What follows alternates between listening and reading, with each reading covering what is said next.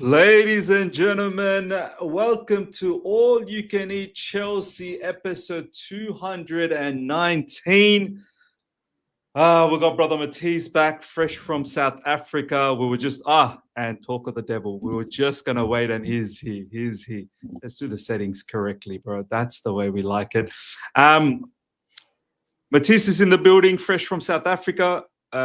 Fantastic to have him back. Javon is in the building, fresh from the game, so he's going to give a different perspective. And Ununice, the Algerian Titan, is in the building as well, like always. Wow, lads. Firstly, I just want to start things off there. I feel like this is going to be interesting because I've seen everyone's video.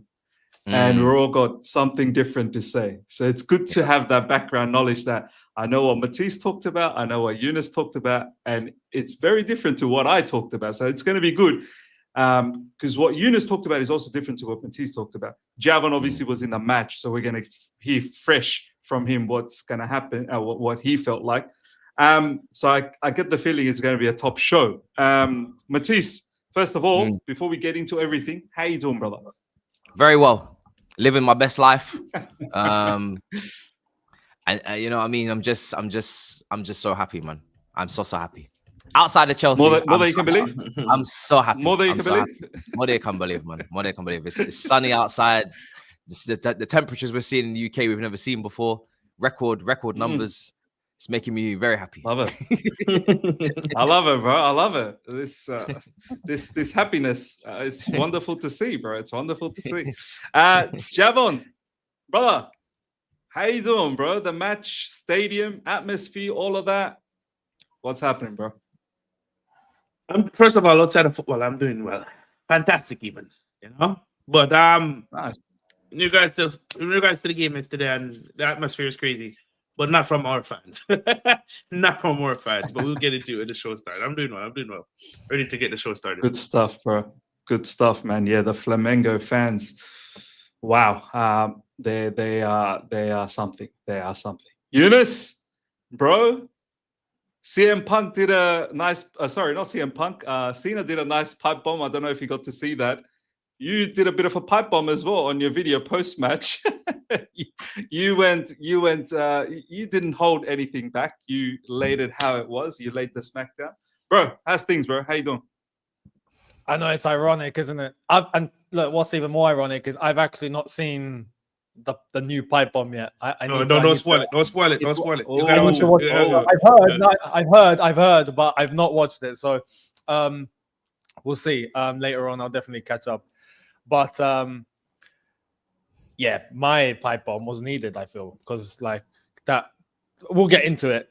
Like I said, but with everything else, I'm similar to the other guys. Like, yeah, away from all of this, it's great. And yesterday was a shock, but also a reality check on in a lot of ways on what needs to be done to move forward. Nice. Look, it all seems all very lovely jubbly. Let's crank things up. Let's heat things up now. We'll start with Matise. Matise, bro, I saw your video and I thought this was a nice way to start things off because your angle was totally different to what I had to say and what Ununice had to say. And we're obviously going to hear what Javon. You talked about. You're like, what's the intention? You were confused about the intention of this competition from Chelsea's perspective. You talked a little bit about the manager, of course, you talked about the players, but you specifically talked about what is our plan here? What are we doing here? Like, we don't look very serious, then why are we here? I mean, is that what's really sort of bothering you the most here, or are there other areas that you want to explore as well? Go on, bro. It's tough because doing my review in this heat, after watching that, bamboozled. That's the best way I can describe what that second. Absolutely discombobulated. Like, I was in no right state mind to do that review. I did it because that is my obligation to the people, and I had to put it out. But the truth be told, I could have done with another 12 hours. I was laying down on my mat, looking up at the sky, And Fuad texted me, he's like, are we not meant to be doing some piece of content for Bleacher? I said, raw, sorry. I was in the Netherlands. So yesterday was just a lot, you know what I mean? I'm still taking it in. But what I will say is the reason why I started with that point is because I know if I'm making a spider diagram of that game, I can definitely start with that question. And then when I come to my senses, I can branch out from that. What are we doing here?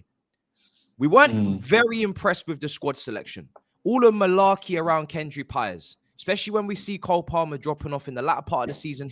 Who is his deputy? Who is Cucurella's deputy? Where is the left winger to balance out this team for tactical flexibility? Where is Petrovic to stop Sanchez from acting like a fool? These are the 4 questions I have when you're picking your squad. Then we come into the game. He's experimenting. Well, I'm sorry, you don't experiment against the best team in Brazil. If you treat this competition seriously and with respect, you want to win the game. So you don't experiment against that team, because we just saw what happened with Potter with PSG. We've seen what all the South American teams have been on since this started. You don't experiment. However, asterisks, if this is pre-season, if you're not picking a serious squad and you're messing around, promising, not promising, you're training, you're not playing. But this is an extension of last season, which is what I don't want it to be, because I feel like it gives us an out. Oh, it's just an extension of last season. Shouldn't be, though. Got some new players, meant to be testing some new things. We're meant to be learning about Santos, Delap, etc. So, but if it is just pre-season, well, then I'll be damned. We don't know what Celsius and what Fahrenheit was out there. We're playing against a Brazilian team that don't need no cooling breaks. We're going up against an entire fan base that are not only cussing us out on Twitter, but they're cussing us out in the stadium. We got a team that's mid-season, full fitness condition versus our cooked individuals after Nations League. We got a manager who's experimenting playing right backs and centre mid when he's got centre mids on the bench. And he didn't really answer that question post-match. I was waiting to see what the answer was. Terrible. you didn't give me no clarification as to why you did that. If anything, you just made it worse. You just started waffling again. Well, I don't do previews. And I mean, there's probably other things as well. But I can legislate and understand how we lost that game, even if we came in serious, because that's how good the South American teams are, especially in a longer format, in a place where we're playing really very out of our comfort zone. I can understand how they could beat us. It's just I need to understand why we're here and if we're serious. And when you're talking about Club World Cup tax and you're not paying extra 4 million and all these things, it doesn't give me the vibe or the sense that you're here on the serious. You're just here to collect whatever money you get and go. Some people are not bothered. Some people want to go home early. We can do pre-season. We can rest. We can recuperate for the Premier League. I don't know. But listen, the manager, he tried something. I don't really understand what he was trying to do. I don't think he understands. You got Santos on that bench, and I just said, listen, I'm not here to do conspiracies, but if Santos is not involved in the next game and I hear a damn peep out of Matt Law, I'm going to kick off. So I'm kind of reserved. Ununice already kicked off. I'm conserving my energy because I know Santos is going to be the trigger point for me. I already said it. Santos is going to be the trigger point for me. If they try and pretend like this player cannot be part of the project in a Champions League season where we need an extra midfielder, and they try and sneak in Guiso ahead of him, thinking that he's the better player, and they try and like, oh, he's unsettled, he doesn't want to fight for his place, I'm coming. I'm not playing around, but I'm waiting. That's the last game of the group. Let's just see. That's where I'm at. Do you know what? Nice way to kick things off this argument, and that's a different take, right? And I'm going to get to my take right at the end.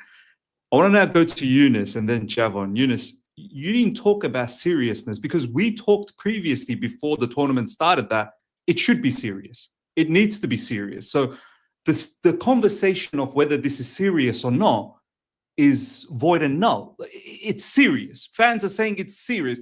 Predominantly, fans are saying it's serious. And you took it seriously as well. You went in very, very hard on the manager. You said he's bottled it. And you went in very hard on a couple of the players as well, especially Nicholas Jackson. Is that how you still see it? The Maresca absolutely bottled that game.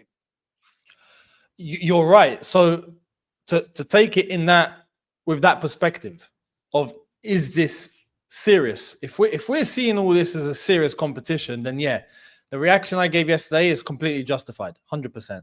I have raised the thing before the tournament.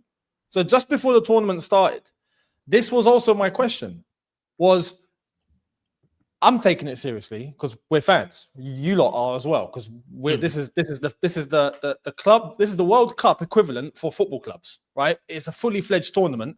It's the first time they've done it. We want to win it, right? Realistically, if we can go all the way, we want to go all the way. I did raise the point of how are the club looking at this tournament though?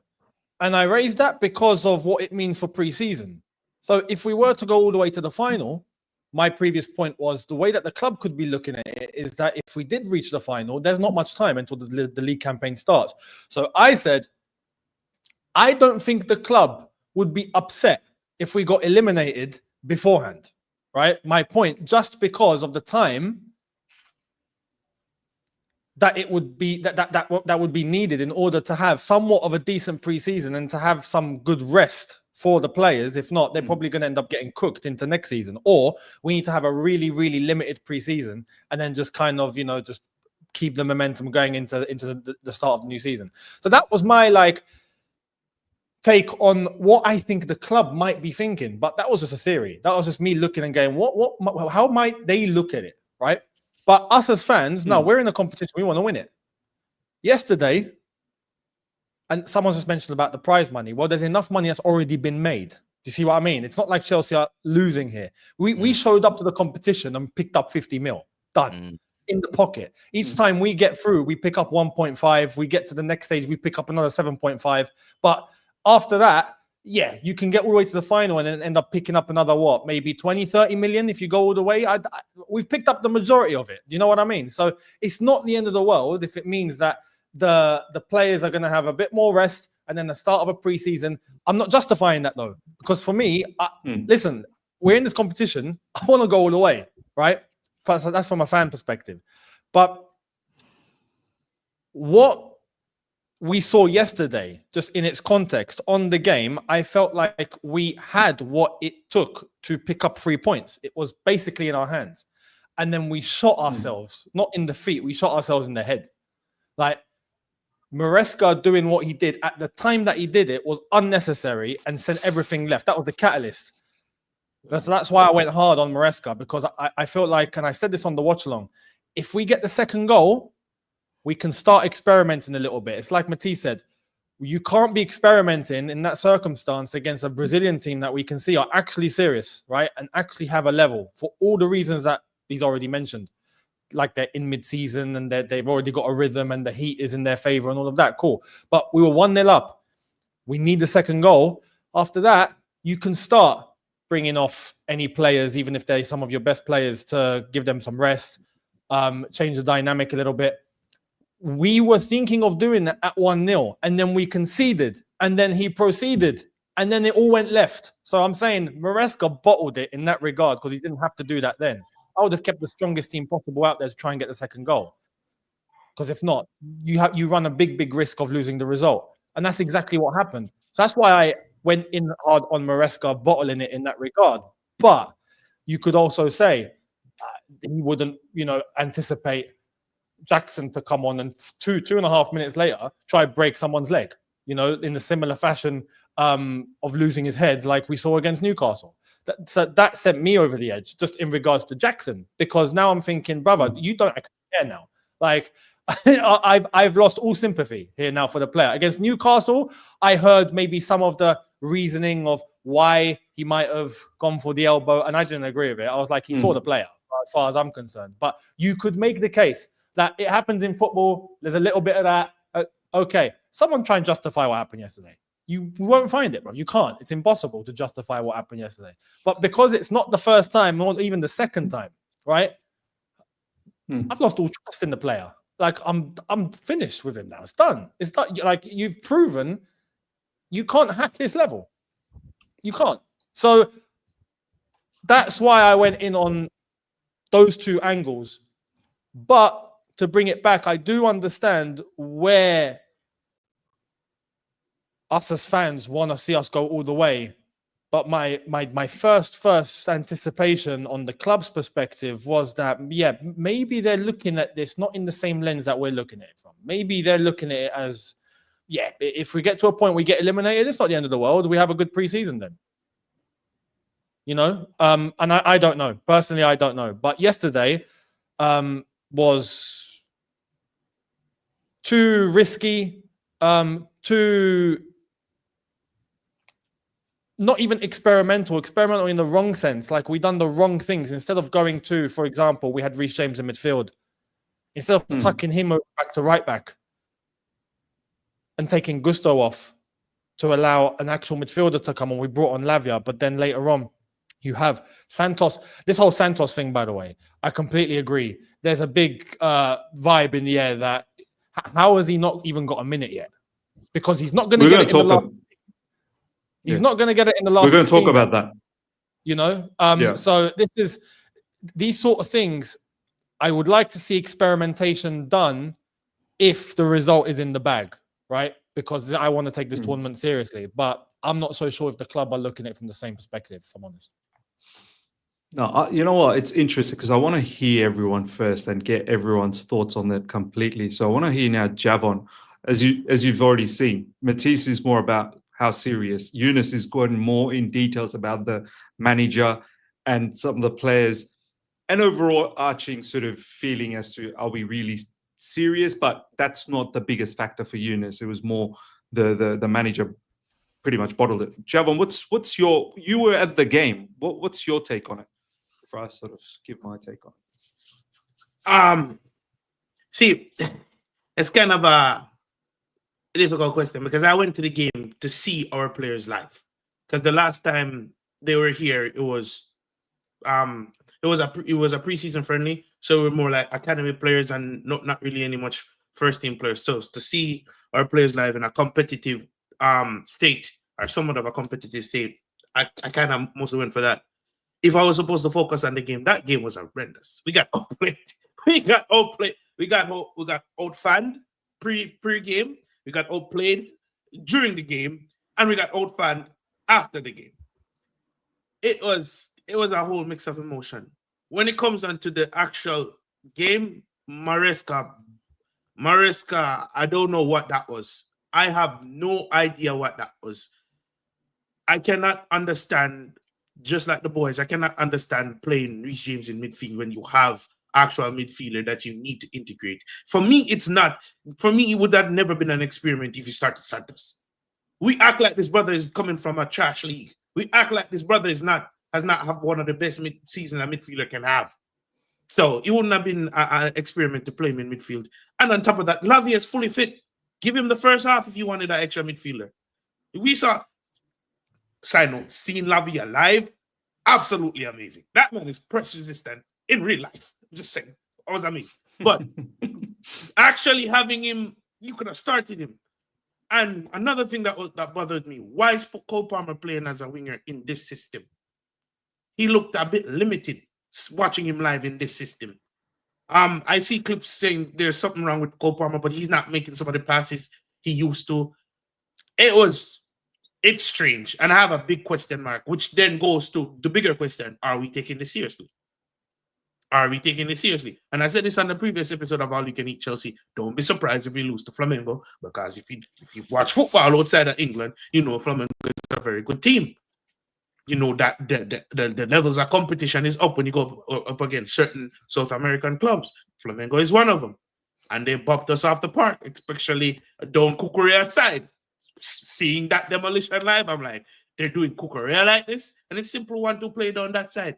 Listen, for me, Maresca was out-coached, and then it goes back to the bigger question: are we taking this seriously? And if we're taking this seriously, if we're not taking this seriously, let's debunk that real quick. If we're not taking this seriously, why weren't more changes made to experiment more to say, hey, we're actually not taking this seriously? It's that this is a definitive answer.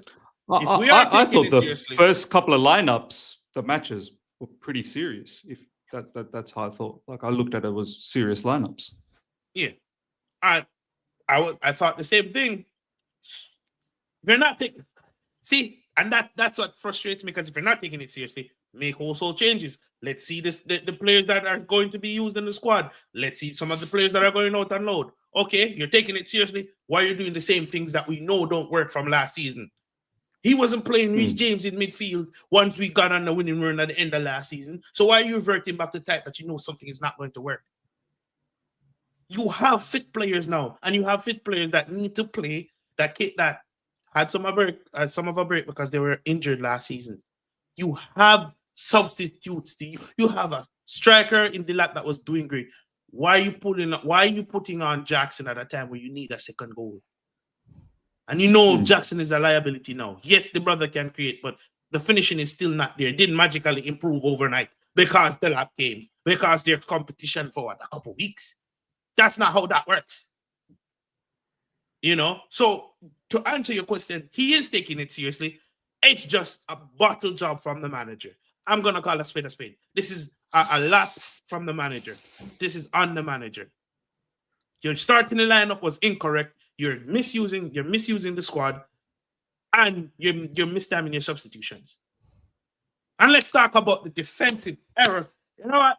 I'm gonna let this go because we're gonna get into it. I think this is now where it's gonna kick off, because I have a totally different outlook in the whole game. It's so different to what you guys have all said.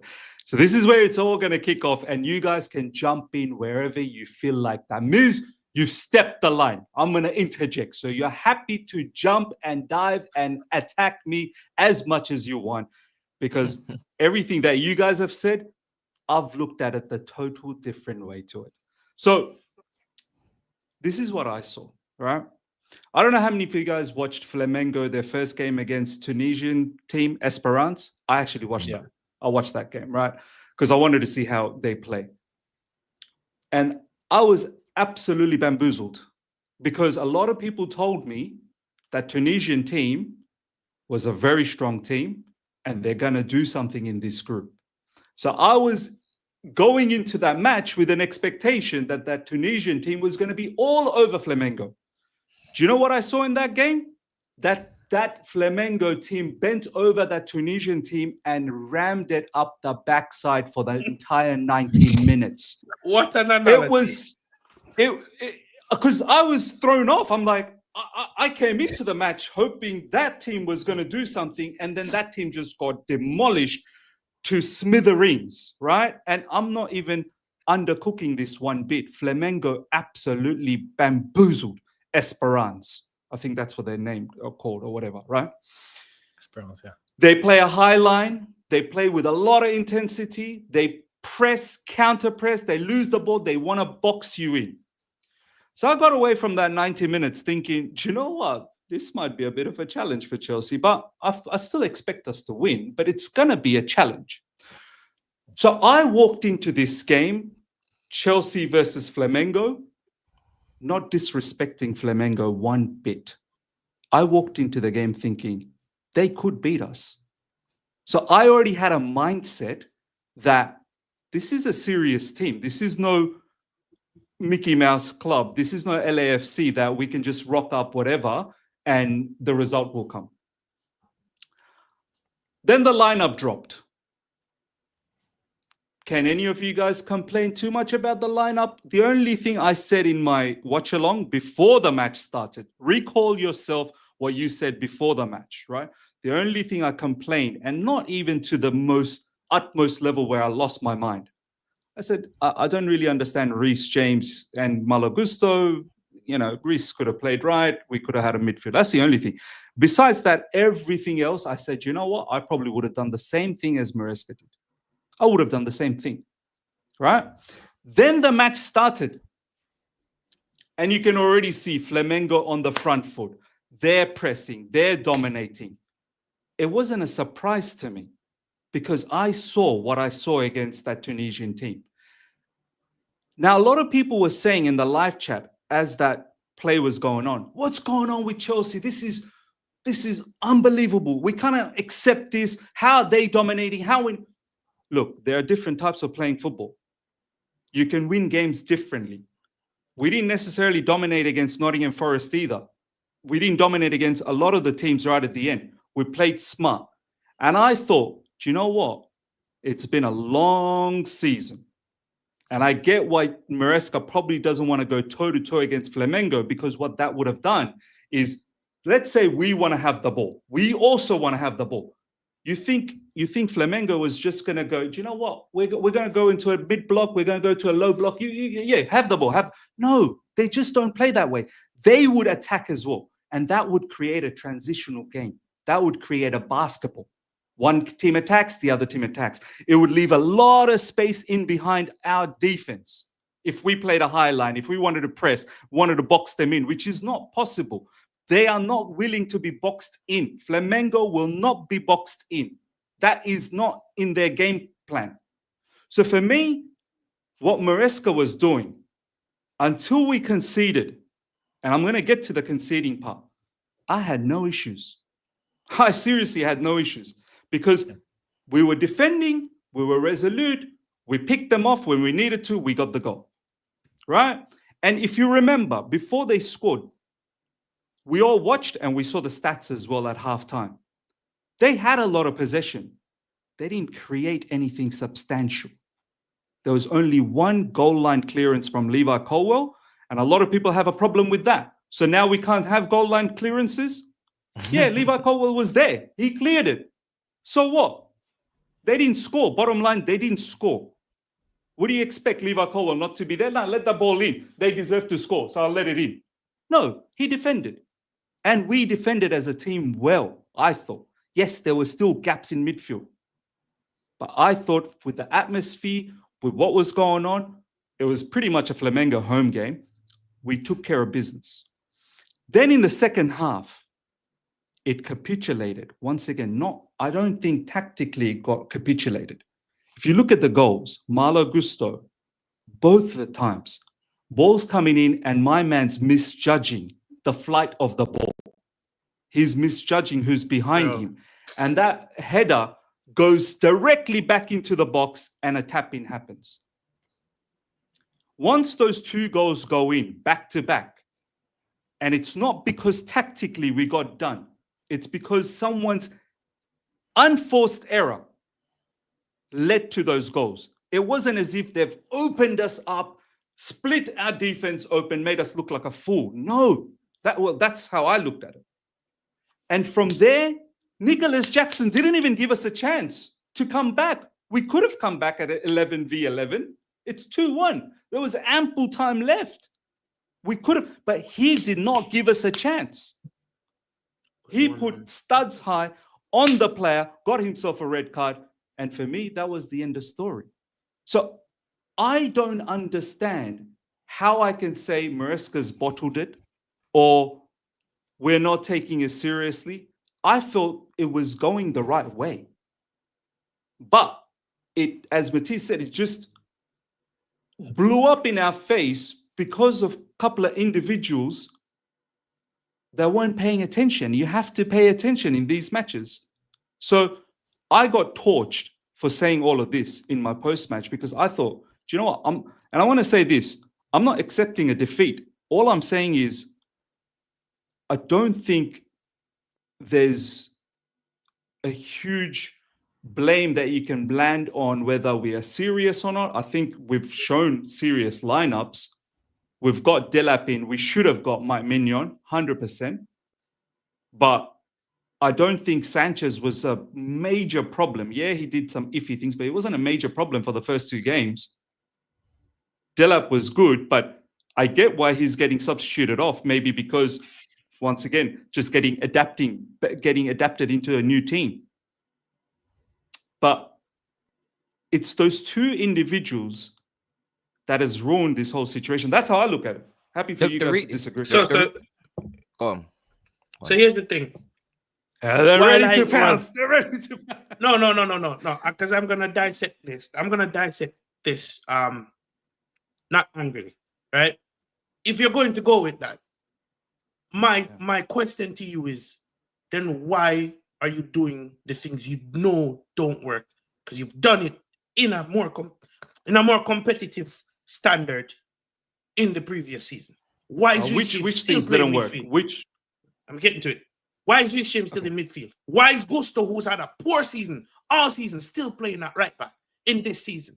It's not like you gave Gusto a break and then you're trying to get him in to say, you know what, it was just a bad season. Why is your best right back not playing at right back to cut out those mistakes? When you have actual midfielders, you have fresher midfielders. So that drop off you're talking about at the end could have been provided, could have been avoided, right? Certain things.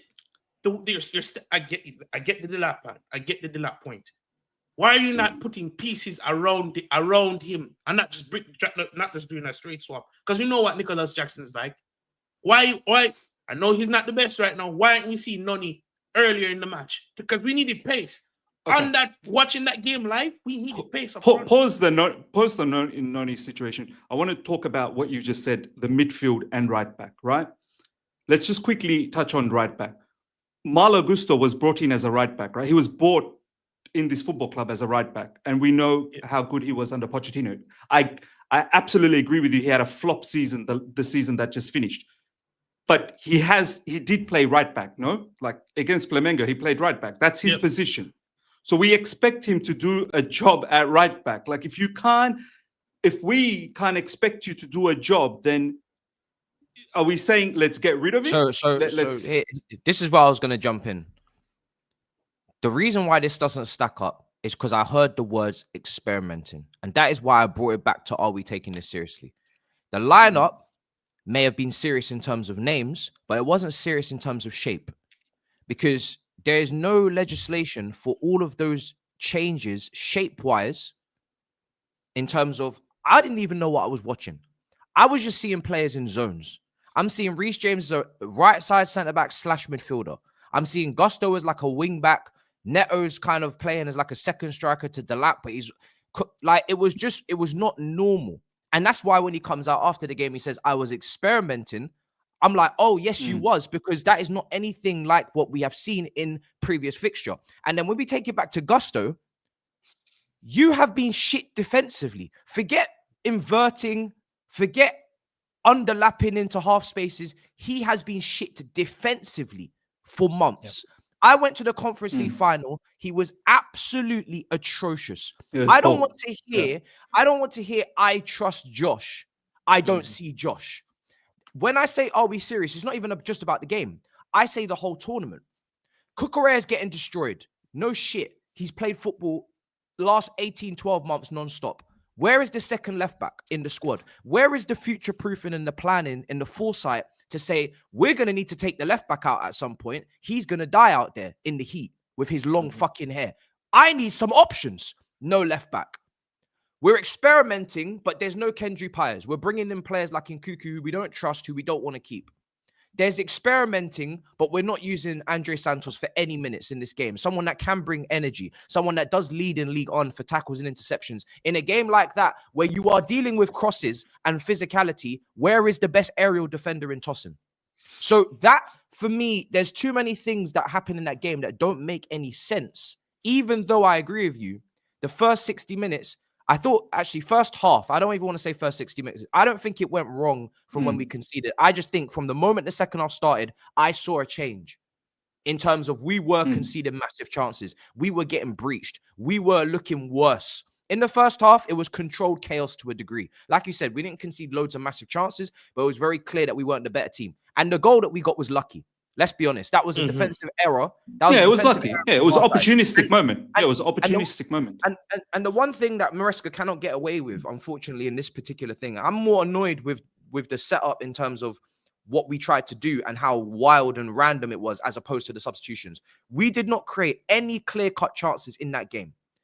I don't have... When you miss chances, that is on the players and the recruitment, the quality of the players, especially if there's quality chances being created. When you don't create any chances in that game, none. I didn't see their keeper have to do shit. That is because your setup has not allowed for us to... You cannot go through that game just defending the whole time. I understand we have to be the B team. It was a counter-attacking setup. It was a counter-attacking setup. No counter-attacking setup, but we still have to give something back the other way.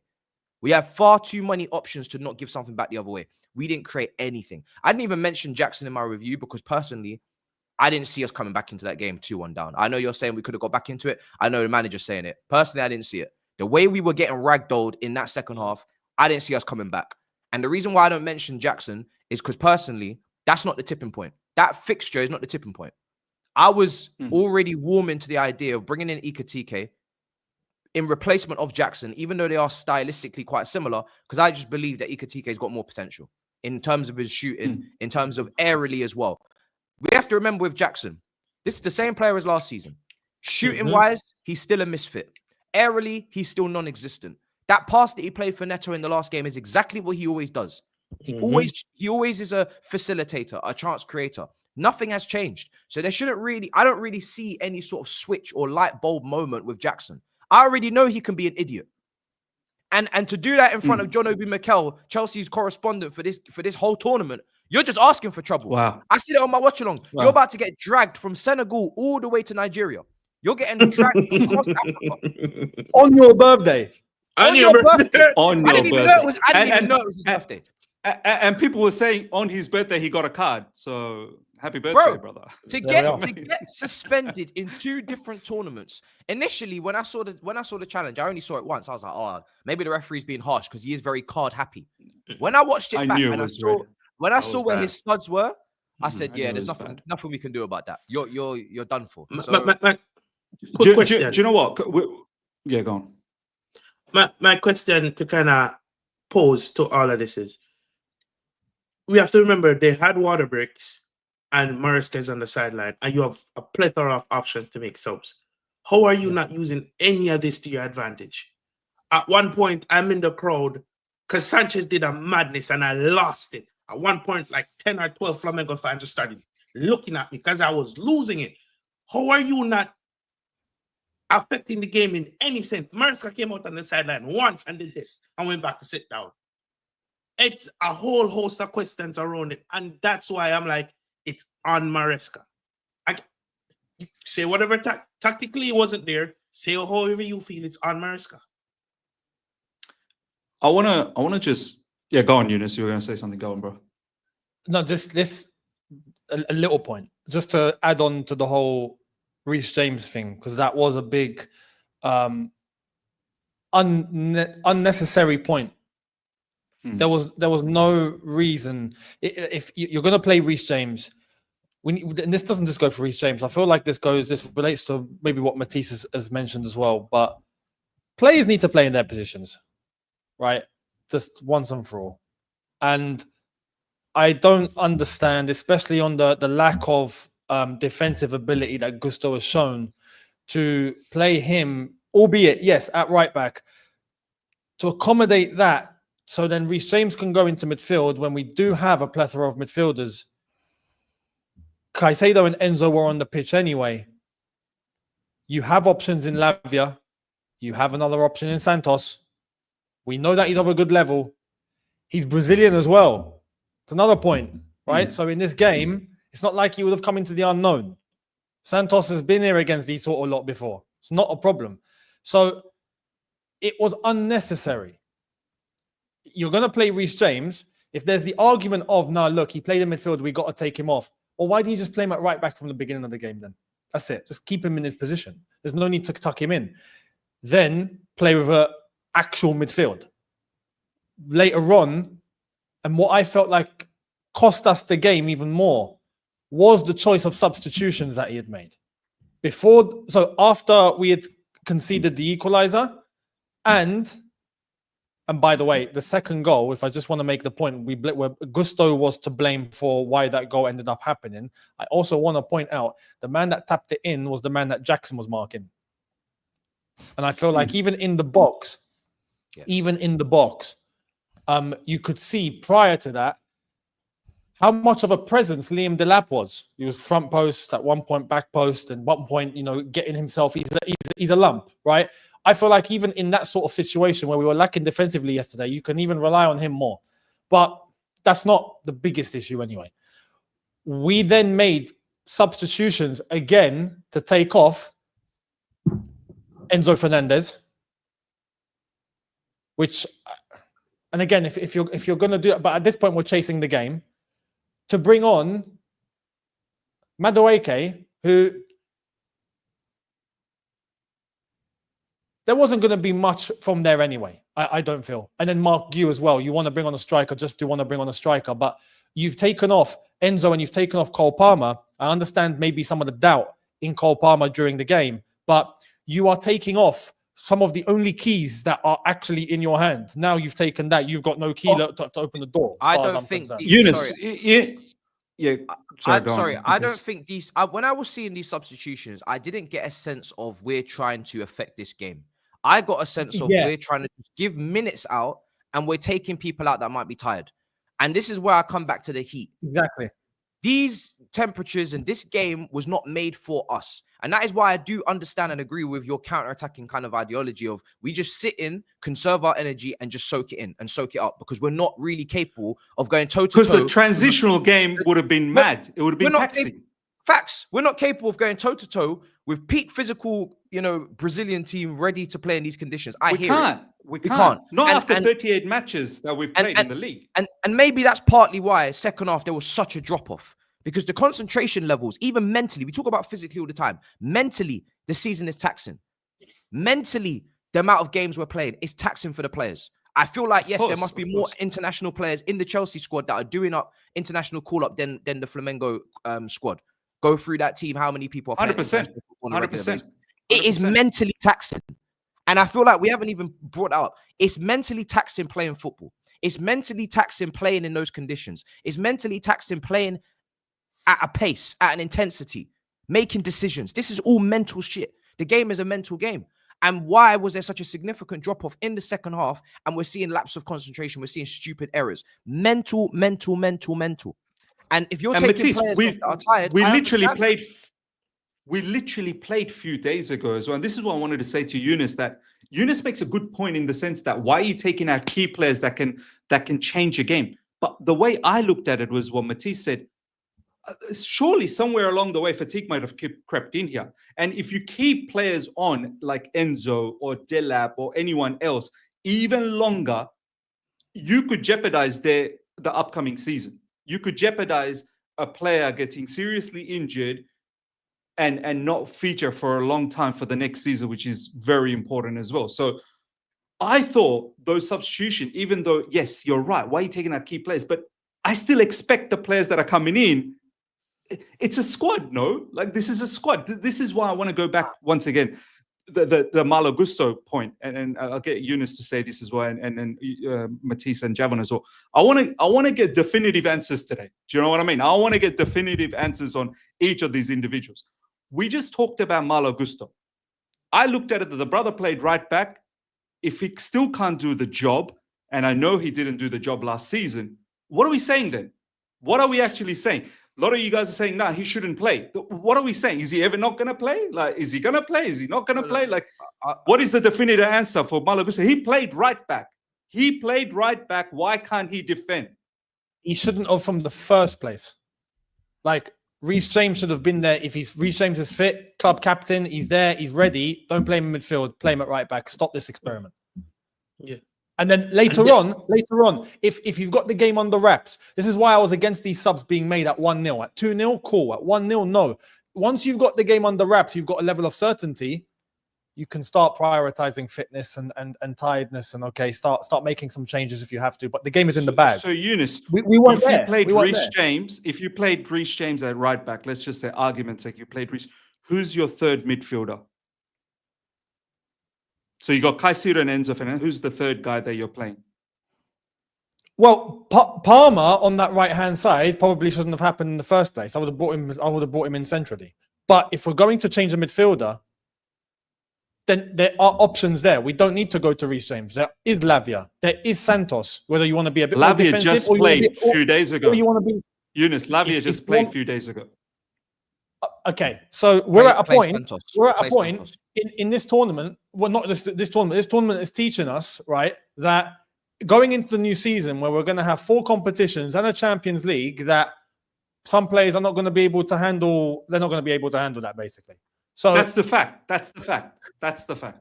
Yeah, Lavia can't. The overall issue here is that we got to go into the market and actually start doing some proper business then, which is I think the overarching thing. Lavia cannot back up games. Lavia cannot back up games. That was the case before this fixture. This fixture this fixture should not be a tipping point for this fan base to suddenly wake up and realize that we are going into a Champions League campaign in 5 competitions, because apparently this one isn't being, brought into the conclusion of next season. Okay, it's last season. At the end of the day, it's still going to make a difference. People will call it excuses, but I'm sorry, you have to take it into account. It's a factor. And this is why what I'm saying is I'm more annoyed with the initial setup, because you either take the game seriously or you don't. If you're not taking the game seriously, make more changes. Make more changes so we're not gassing out, or so that we have more energy. And if you are taking it seriously, don't experiment with Reece James's position. It's one or the other. We did like some weird blend in between, and that's where we got a little bit lost in the first half, because we didn't have a good first half either. But I just want to say, the window, if you're not taking it seriously or you think that we are better than we are, that is your business. If you want to get complacent because of the last season and where we finished on the last day and we won the Conference League, and now suddenly everybody's doing okay. When I'm coming for directors on Twitter about Big Mike and £4 million, I'm getting fucking slaughtered. Oh, just trust them to do their job. Rare. Shut the fuck up. Because then you'll be the same people crying. Why don't we have enough options? Madueke, he needs rotating out. We ain't got no other wingers for this system. Mudryk is suspended. Sancho was sent back. So we know we need wingers. We got midfielders there to use. Chelsea are so weird. They got a weird imbalance. They got more players at right back and central midfield. They ain't got no players in other positions. They got no cover for Cucurella. The imbalanced squad building is clear for everybody to see, and it continues. When we're looking for more left-footed attackers, and people are telling me, "Oh, why can't we just sell this person?" We don't even have enough left wingers, and you're talking about adding more right wingers. Are you guys hearing yourself? I mean, did you actually hear what you're saying? You're saying talk it through, bro. Talk it through. Well, that's why I stayed silent, because I was about to lose it again. I got a lot more to say. Talk it through. We cannot. I refuse to hear any argument about us being short on midfielder. It is impossible. I'm not having that conversation. Talk to me. True. I am having a conversation. Ununice said Lavia. I don't want to hear an excuse. Oh, we played 4 games. Lavia can't play. Lavia can't play 2 games. Don't tell me that. Lavia has if not Lavia played 2 games. Tell him. If Lavia cannot play, the manager saying that. The manager retire. At that point, call it a day. Lavia cannot play. It's not even me saying it. The manager is saying he cannot play 2 games. He's never played 2 games. And if Lavia cannot play, okay, so this is the definitive answer that I wanted. This is the definitive answer I wanted. So you want Lavia sold? Is that what we want? No, I did not say. Listen, is that what we want? Listen. No. Definitive answers only. Listen to me clearly. Gusto sold, Lavia sold. That's where I'm getting to. All right. Do not I'm going to get to all the other players as well. I'm going to get to all the other players today. Do not put words in my mouth, sir. Listen to me, and I'm going to say this very clearly. We have 3 right backs, and we have a plethora of midfielder. There's no given reason why there should be 2 right backs on the pitch and a midfielder not playing in his actual position and a right back playing the outer position. You could have started with Gusto. We've eliminated Lavia. We've eliminated Lavia. No, I have not eliminated Lavia. Lavia could have played. You are not telling me that Lavia couldn't have played. And even if you didn't want to start him, you could have started Santos. You could have started the backup guy. Great conversation. Let's talk about Santos now, because I got a theory about this. So do I. I think we all know. Go on, Javon. Finish, bro. Javon, you go, bro. Let you finish. Go on, bro. Right? The entirety of last season, I was told, this is a Real Madrid midfield rebuild. We should not be worried about the midfielder. Don't tell me Lavia couldn't have played, because you could have given him 45 minutes and pulled him off. You could have, and then you could have brought in a Santos. You could have brought in a Caicedo replacement, because he's actually good. So I don't want to hear that. Even if you wanted to start Malagusta at right back, you could have still pulled him off and put on a better right back in form of Reece James. So don't give me all of this. And going forward up front, that's where the options should be. In goal, that's where we should be looking to upgrade. I'm having no discussions about buying another midfielder. Come on, you guys are selfish at this point. This is the breed the Bible I'm not talks buying no about. midfielders. I'm not buying no more midfielders. I still believe, because I don't see any other reason why he wouldn't start. I still believe this guy is incapable of playing every 3 days, right? Or else I don't understand why he doesn't, because he hasn't played that much football last season either. Are we going to forget all of a sudden that he's incurred so many injuries? They're still managing him. They're really, really cautious about how this guy breaks down, not even in the game. He breaks down in training sessions, right? So I don't for a second believe that he is capable of playing very frequently. So that's just my take. I know you said that Lavia can play. You did mention about the other player, Andre Santos, and I want to talk about this now, right? Andre Santos, for me, what I've heard from journalists and from what in media, they've been talking about him, Enzo Maresca. I'm not even going to talk about the fact that he's going to get sold. I said that a long time ago. I'm not even bringing that up. I think Enzo Maresca looks at Andre Santos as a direct replacement for only Enzo Fernandez. He doesn't see Andre Santos as a direct placement for where Caicedo plays or even what Lavia does. He sees Andre Santos exactly what Enzo Fernandez does in the game. Now, if I use that logic for a second, he didn't start against LAFC. Enzo Fernandez didn't start against LAFC, so why not Andre Santos? You could have given Andre Santos a start there. Enzo didn't start. Enzo came in the second half. So I can understand in the second half, you're not going to bring in Andre Santos anymore because you've got Enzo Fernandez, who you believe is what Andre Santos would give anyway. In this game, you've started with Enzo Fernandez and you've carried on with Enzo Fernandez. When you did take him off, you could have brought in Andre Santos, because the way he thinks about it is he's not going to replace Caicedo for Andre Santos. He's only going to replace Caicedo for Estrup, right? And I believe in this game, Caicedo finished the entire game, right? He didn't get substituted off. He played the 90 minutes. So what does that say? Caicedo, if he's there, he's not going to be a substitute for Andre Santos. He's only going to be substituted for Enzo Fernandez. Now, in this game, why Andre Santos didn't even come for Enzo Fernandez, that is the baffling part. But I feel that Andre Santos's position in this team is only Enzo Fernandez's position. I want to hear what you guys have to say. As long as Enzo plays, Andre Santos will not play. That's how I see it, because that's how a lot of the people have been saying about this. I don't want to limit Andre Santos to any one particular role. He might be best in the box-to-box role because he's capable of box crashing and getting goals. I agree, but I don't want to limit him to he can only replace one person, because I truly believe he's quite well-rounded, and I think his ball winning ability kind of suggests that, and his ability to take it off the defenders as he did for preseason Chelsea. I don't want to do conspiracy theories, but I'm gonna put out there what a lot of people are thinking. And I'm gonna just leave it there. I'm just gonna let it just sit in the wind. Chelsea are very, very shit at this, but they will continue to do it because they think it works. Maybe it works for some people, it doesn't work for me. They're very good or bad at trying to take people on a journey. Dora the Explorer. A start, a middle, an end.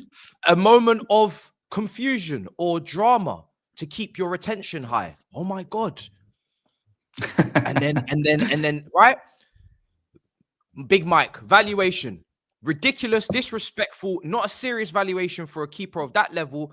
A captain at AC Milan, France's #1. If you're seriously interested in that player, that is not your valuation. I don't care. A year left, I don't care. The goalkeeping market just does not suggest you play those games.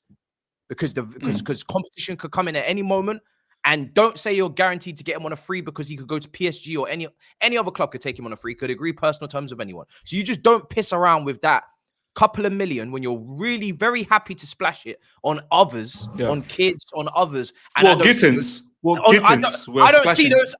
don't see those same intelligent negotiation tactics in other moments when we're trying to get players, when you're getting fleeced. because you got fleeced for the 200 million plus midfielders, and the co-owner had to come out and save your class. So don't talk to me about negotiation tactics with these directors when they're leaving Samuel in London in a hotel and sending his ass back. But we don't want to talk about that. We just want to give them credit for who they don't bring in. So I want to hear that shit.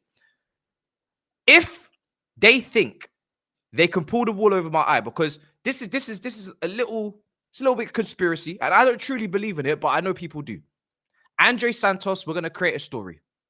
We're gonna bring you to the Club World Cup. We're not gonna give you any minutes, and then you're gonna force a move. Then you're gonna force a move because you're unhappy that you didn't get any game time, or you don't see yourself getting the amount of minutes you need, and then we're gonna start to entertain the option of you leaving, and we're gonna start to entertain offers that are coming in and start to say, well, maybe. Again, until it happens, I don't believe it, because it hasn't. But if you're trying to take us on this journey and you're using the manager, and this is where the manager comes in. Why is the manager not playing Andre Santos? Well, this is exactly what you hire a puppet for. If you've got an ulterior motive with a player that you're trying to make big money from, and you don't really want to, you don't really want to just not bring them to the squad, because that's outrageous, and the fan base will just implode. And you're trying to take them on a journey, and you're trying to make sure that you drag it out so people can start to understand and legislate as to why you would want to sell him. But you got to create the story first. You can't just sell him out of nowhere. You got to create the story. So the story starts with the manager not using him, and the manager's happy to play along because he's always been a puppet, and he's always said what you want to say in the press conferences. 1 minute we're needed to make Champions League next year, and I take Champions League this year. So he's more than happy to say whatever you need him to say. He couldn't give us a proper explanation as to why he didn't get any minutes the other day. So that's where the bullshit is starting to come out of his mouth, when he doesn't even have a clear, reasoning as to why he's doing things, because he's maybe heat stroke. I don't know. You know what I mean? Maybe the sun's hit Maresca's bald head, slapped it off his head too hard. He can't even really get the words out. Why he's not using Santos. That's why I said wait for the third game. Let's just wait for the third game. If he doesn't show up in that third game, there is zero reasoning for it. Zero. If you are planning... It's a must-win game, Matise. It's a must-win game. If you're planning with this player... Caicedo and Enzo Fernandez are going to start in a must-win game. Listen, he has to feature in some way, shape, or form. He has to play minutes in this game. Because if you're trying to tell me that he doesn't play any of the 3 Club World Cup games, a player that you are planning with, that you see as important for the next season, that just doesn't make any sense. And you can't explain that. The only way you're going to try and explain it is, I was experimenting. I don't want to hear it. So, like I said, I'm not trying to do conspiracy theories. And they have not done it. They have not sold him. And they have not sold anyone that I deem like really important in the project that they've already purchased. Everyone they've sold has either been Cobham or old players or backup dancers like the Sassy, etc. He's on the way out. Madueke, squad player, entertaining offers. But I'm just saying, if they're trying to create a story, don't fall for it, because it will be plain and obvious. And this will be the most difficult story to cook up yet, because everybody wants Santos to play. So this is the most difficult, story they could possibly try and cook up. But if that's what they're trying to do, I'm watching. I'm watching. Do you know? I feel like real quick. I feel like this method that you've mentioned, Matise, yeah, we've already got a preview with it with Petrovic, and how it can be put out there. Start painting him as a villain. Cool. Wait for the offers, because it makes sense. We've all said this before the tournament started. There's no way that you can experiment or go into something without knowing what it's going to look like in the last 16 onwards. Like, you can't. You got to go full strength. The group stage is where you can fluctuate a little bit, but you do that when the circumstances are in your favor. And yesterday, I feel like being 1-0 up, trying to get a second, having the game under control, or if there's little time left, you can think about that sort of thing. But if you've conceded, it's looking left, and then you start making changes, and then you don't even do things that make sense. And Santos is, I think it's number one. Out of everyone on the bench, it's the one player that you can go, because of the season he's had, because of the player that he's been, you can go, nah, you know what? That's not even much of an experiment. We kind of know what we're getting when we're putting Santos on the pitch. We know we're going to get something quite decent. He's not even played. And yesterday, like I said, against a Brazilian team, that would have fitted his dynamic completely. He knows exactly how to navigate that. If we're talking about tiredness and fatigue and how the Brazilians play. Bruv, put one of their own on the pitch. Do you know what I mean? And I think we would have got a decent dynamic. But he's not even got minutes. And the thing I want to mention, playing against ES Tunis now, even if Santos does play, what is he going to get? 40 minutes. And then that's it. That's all of Santos that we've seen the whole tournament. Whereas realistically... I don't think he's even going to play. I don't think he's going to play. If we're going to be honest and real, Santos should have played against LAFC. And we could have actually experimented more against LAFC because we had that result in the bag. But we didn't. That's where he should have played, against LAFC. And another reason why Caicedo started and Enzo didn't. And this whole notion that they're trying to sell as well. I don't know if you guys have seen. They were trying to sell that Santos is the backup for Enzo. Esugu is the backup for Caicedo. That's how they look at it, interchanging it that way, right? And Lavia is his own entity. So Enzo wasn't playing against LAFC and he still didn't play. And in this game, Enzo was playing. And then by the time Enzo was taken out, my man Jackson, who we're going to talk about him down the track, don't forget, we got a lot of talk about Jackson. He already got himself red carded. So Santos, at that point, I don't know whether was he initially in the plan and then he had to be scrapped off. I don't know. In regards to this last game, however, if we do want to progress to the next round, we got to beat them. And yeah, sure, on paper, it looks like, we should be able to beat them anyway. But we still need to beat them. I would be shocked if Santos starts. It would be crazy if I don't see Enzo Fernandez and Caicedo start, and even Lavia maybe. And then after that, I don't know how the game pans out. If the game's still tight, don't expect Andre Santos to come. And this is where I tie up the whole situation to what Matise said. And I said this a long time ago. Don't be surprised if he gets sold. Do not be surprised if he gets sold. So I'm not going to be surprised. What would you be surprised? Why? This is what we've done, though, Matisse, under this ownership, under this directorship. This is what we do. We've not sold anyone that we've purchased to be, a project player, and then they've actually, because most of the players that we've purchased, like Washington's, Datra Fofanas, they're in the wilderness. They've been sent to Pluto. Datra Fofana is somewhere in Turkey right now. We don't even know where he is. Is he even still our player? We don't know. What Washington? I think he's in London. Washington's in Santos. Where we found him. Yeah, I mean, we just put him straight back. There's loads of players. Kellyman is in the medical room. With I don't know. You know what I mean? So there's so many players that we've purchased. People don't even remember their names anymore. But the few players that we have, and then we have like Insaminos, Mamadou Sarrs, Penders. All these players are going out on loan. None of them already. They're all going out on loan. I've not even seen Mamadou Sarr, but I just have the inkling that he's going to go out on loan, and that's fine. I've not seen enough of him anyway. But we're not using him. For all the experimentation, we're not using so many players in the squad. All these guys on the bench that are here for the experiments, we're not here. We're not using them. This is the one player everybody knows is ready to contribute. He was already looking good in pre-season. People in the chat are saying he played against Flamengo when he was 16, 17 years old. Yep. So he's been about. The only encouraging thing I take from this is that Estevan William must be cooking up something special in that league if this is the kind of opposition he's coming up against. Mm-hmm. Do you know what I mean? Because this ain't no joke. But this player is the first player that they would be selling that is meant to be clearly, obviously, evidently, based upon everything on that loan, part of the project. The rest of it is hearsay and attitude, and this guy 100% meant to be part of it. But Matisse, they can't confirm him minutes. They cannot confirm. He started for Strasbourg, and he's got Bayern Munich, clubs like Bayern Munich asking for his signature to play and start for them. He's coming with an expectation that I've done my graduation. I ain't about sitting in the bench and trying to prove people wrong anymore. I'm the real deal.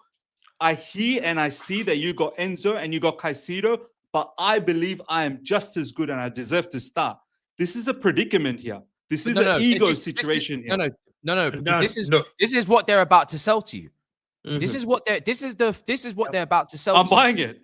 And you've already bought it. So you're kind of screwed because you've already bought it. Mm-hmm. I'm not buying it. I bought it, bro. His quotes are very different to what you've just said. I agree. He knows he's got to come here. He knows he's got to come in and fight for his place. He knows that he's not a guaranteed starter. He knows that we've got 4 competitions to play and there's minutes to go around. However, he also said he doesn't know his future, Matisse. He also said, I don't know my future yet. But why does he not? But why does he not know? Todd Bowley himself I don't know. said that we're looking forward to having Santos. He's going to be part of our plan and whatnot. That came from Todd Bowley's mouth. That increases the value, Eunice. This is that increases slowly. the value. But why does he not know his future? Because no one's communicated it to him. No one said that you're guaranteed. The same communication skills that were there with Kendry Pires is the same communication skills that we got here with Andre Santos. Now, people have said he's part of the plan. Chelsea have briefed he's part of the plan. But you've got to put action down. Because if you don't put action down, then there's going to be room for misinterpretation. There's going to be room for rumors. You could shut down all these rumors and just use them because it's not going to be a deficit to the team and it's not going to be a deficit to the quality. But if you don't in the next game, then that is only just going to keep circulating. And that's what they want. They want doubt. They want uncertainty. We're at that point in the story. You already got all your briefing about confirmation he's in the squad. You already got him submitted in the World Cup squad. You already got the shirt number 17. Now we're going to get into the story where we give you some doubt. Now we're going to get into the story where we start to say Santos is the problem. Now we get into the story where Maresca hasn't used him. Oh, wow. This is what I'm saying. This he doesn't train well enough. This is the story. Renato Vega 2.0. This is the story. Because he has to play next game. Otherwise, the story continues. What I fear is going to happen is what I fear is going to happen is a situation where we know he's good enough. He should be getting minutes. It's obvious that he should be getting minutes. And then the coach or somebody in the higher level do some nonsense like playing right back in midfield over him when he's good enough to play midfield. And then come January, stop me if you've heard this story before. Then come January, he wants to go on loan at the very least. And then, oh, I'm happy to play for this club. I've dreamed to play for this club. Again, stop me if you heard this story before. And then Renato the fan Vega? base turns on. Is that Renato Vega? Yes. And then the club turned. And then what happened? The club fans turns. Oh, you weren't good enough to play here. Granted, I get it. Vega did some nonsense, but that's the baseline of what happened. Good enough to play. Javon, they just did that with Petrovic as well. They just did that with Petrovic, Javon. So why should we be shocked that they could do that with Santos? They just did it right in front of our eyes with Petrovic. Because he's too good to do that to. You just mentioned Bayern Munich and Barcelona were interested. The moment we signed this kid, Barcelona came in the same window, tried to get him. Petrovic is being linked with, I don't know, West Ham. Renato Vega. Okay, Strasbourg. Cool. Brother, this brother is being linked with Europeans' top clubs. And that's where I truly believe he'll end up going. So it's a very stupid game to play with someone. You could play these games and most people will buy it and they'll sell it. You know what I mean? They'll sell it to other Chelsea fans with the meaty players or with the good players, the guys with potential, but they didn't quite make it. You try to do this with some of the best talent you have. What's to say they won't do this with Esteval? What's to say they won't do this with Quenda? Oh, now suddenly all this excitement for all these young players, you don't even know if they're here for us anymore. Or they're here for the journey. And that's why I'm not on this business of stockpiling young players because I don't know your intentions. Exactly. I'm trying to hope. And the intention is money. Now, you can make profit off of Cobham. Yep. I said this when we signed the Mugu. If you had just registered Dyer and Raksaki for the latter stages, or you used them, if you had used Samuel Smith, all of their valuations got up 10, 15 million. How many times have we sold Cobham players and saved our ass in PSR and FFP because we just made a buck? We spun someone. Maatsen playing Dortmund Champions League final, and we can even see that he's got deficiencies as a left back. But he's from Cobham, and he's got it on his CV, sold to the highest bidder. PSR saved the day. Kellyman comes in.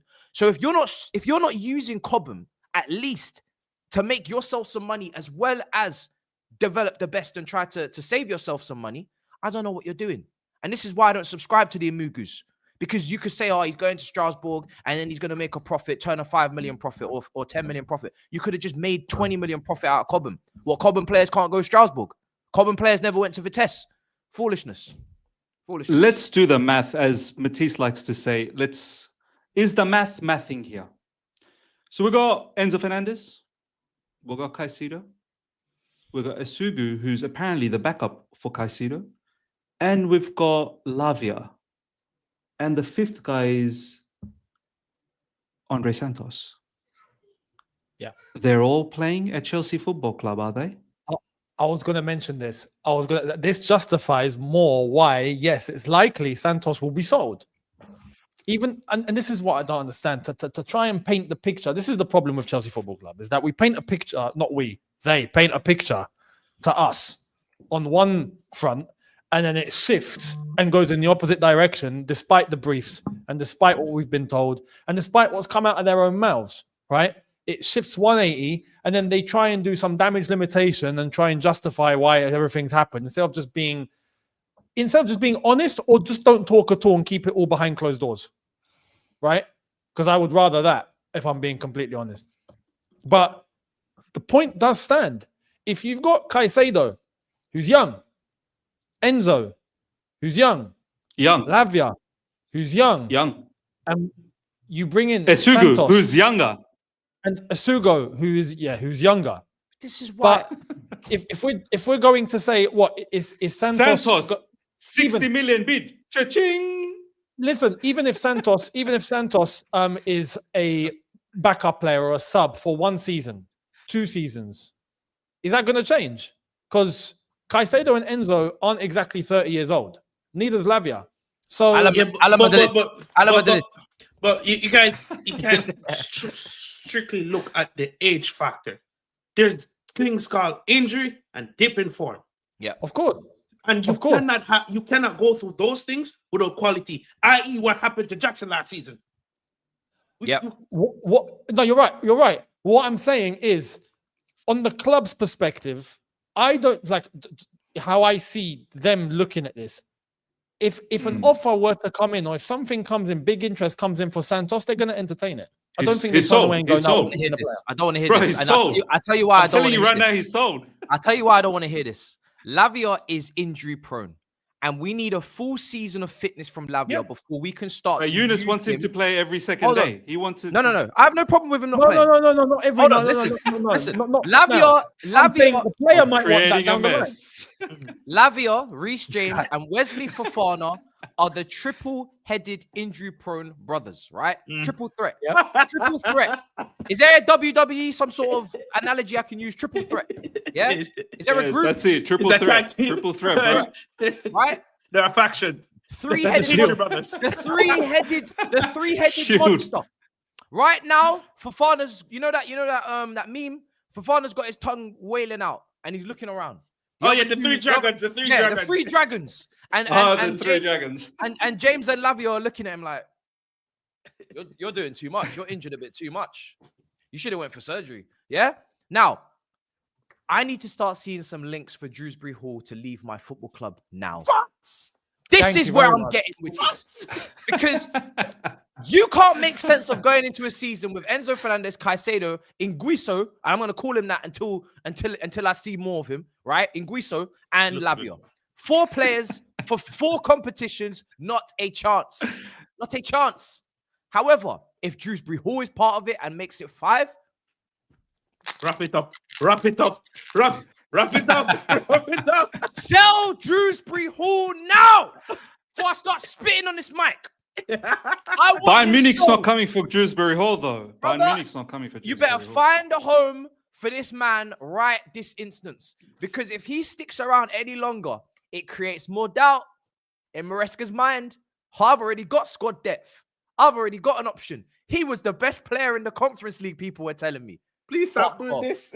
If you don't start slandering him right now, what do you mean he was the best player in the Conference League? If you don't, some people don't realize the damage they're doing. Is that fact or not? That's fact, when people accuse me of not speaking like some sort of fucking employee at this club every single day I hop onto another platform.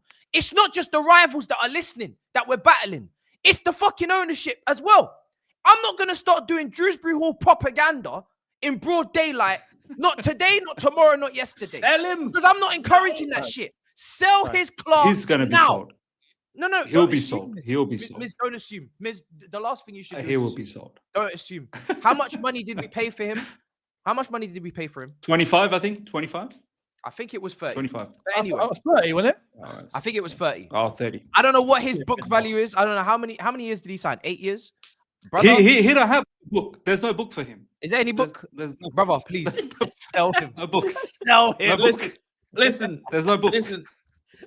Going into this season, I can understand having Lavia, Enzo, Caicedo, Ugosuko, and Santos. That makes perfect sense to me because, hey, some people, as according to me, can play 3 games. So guess what? That minus is 1 midfielder. You have Champions League, right? We celebrated making Champions League. We have the Premier League that everybody and their dog wants to take seriously. Some people even want a title challenge. That brother up there with the glasses, not calling any names. We have Kukurea can FA invert Cup. as well, by the way. Kukurea can invert. Okay, Kukurea can invert with no backup left back. Stop your foolishness.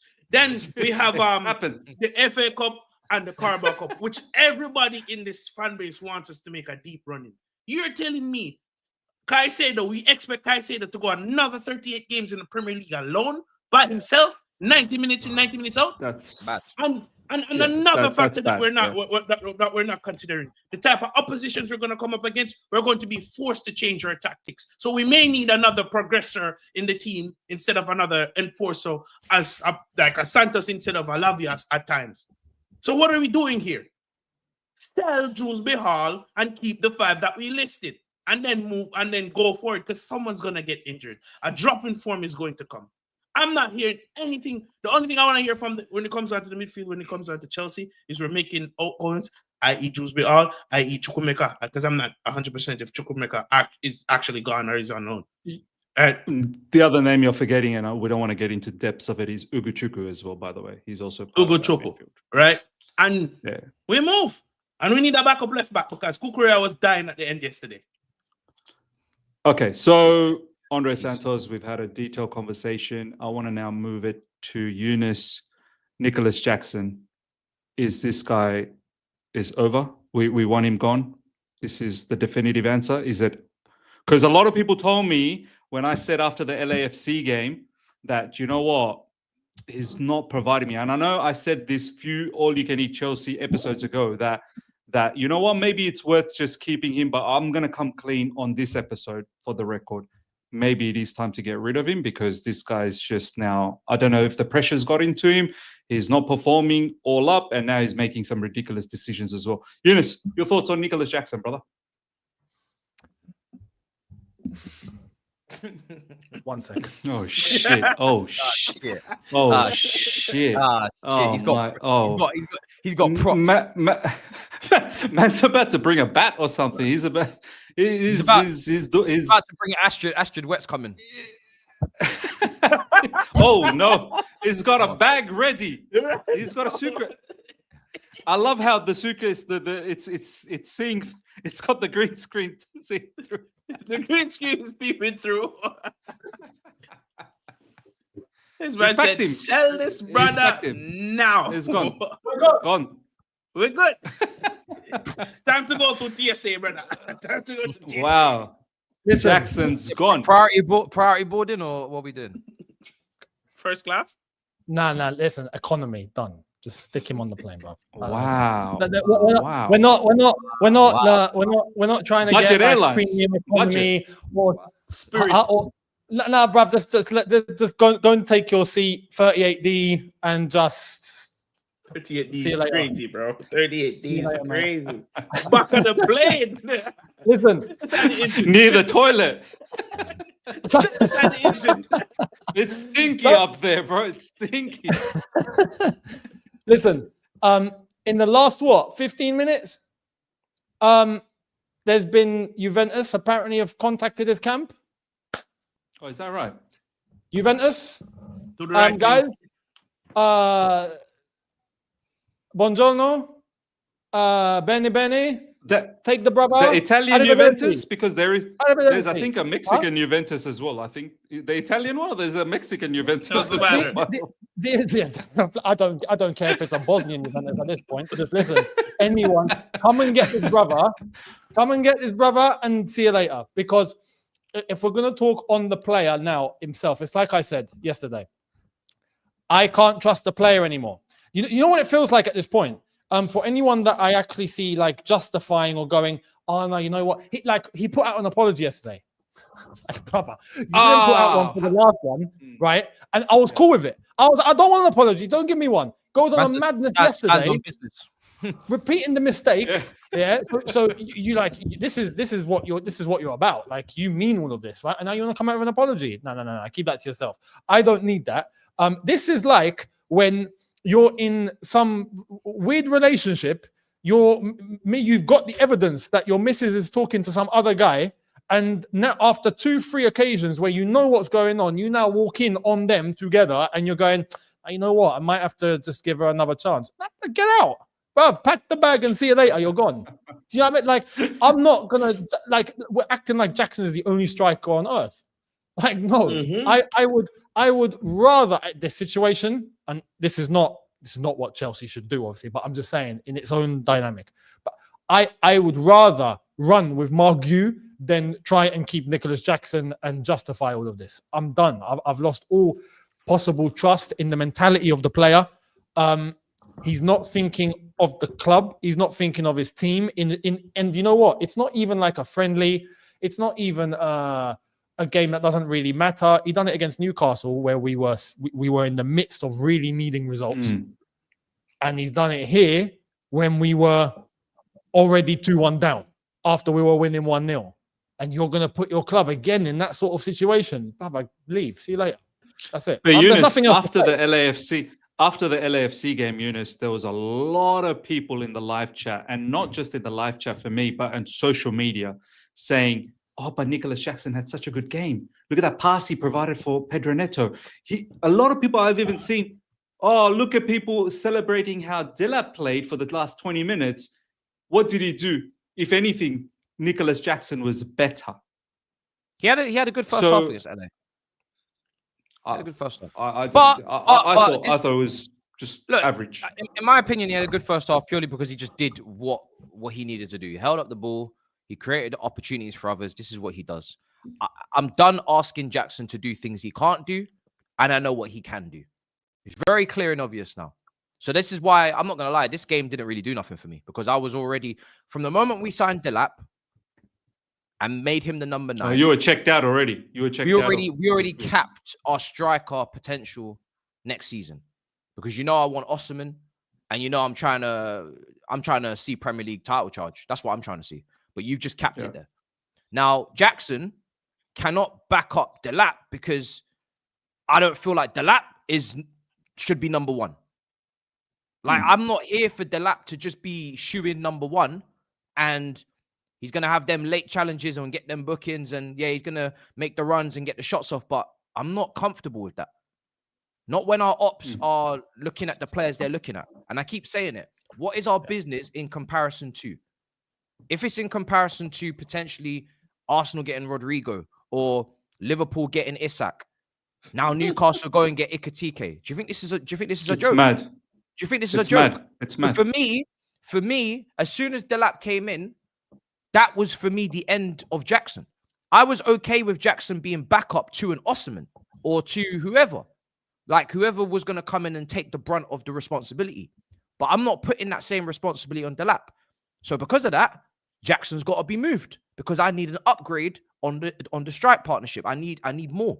I'm not comfortable. These two is better than what we had, but it's not enough, in my opinion. I think we need more.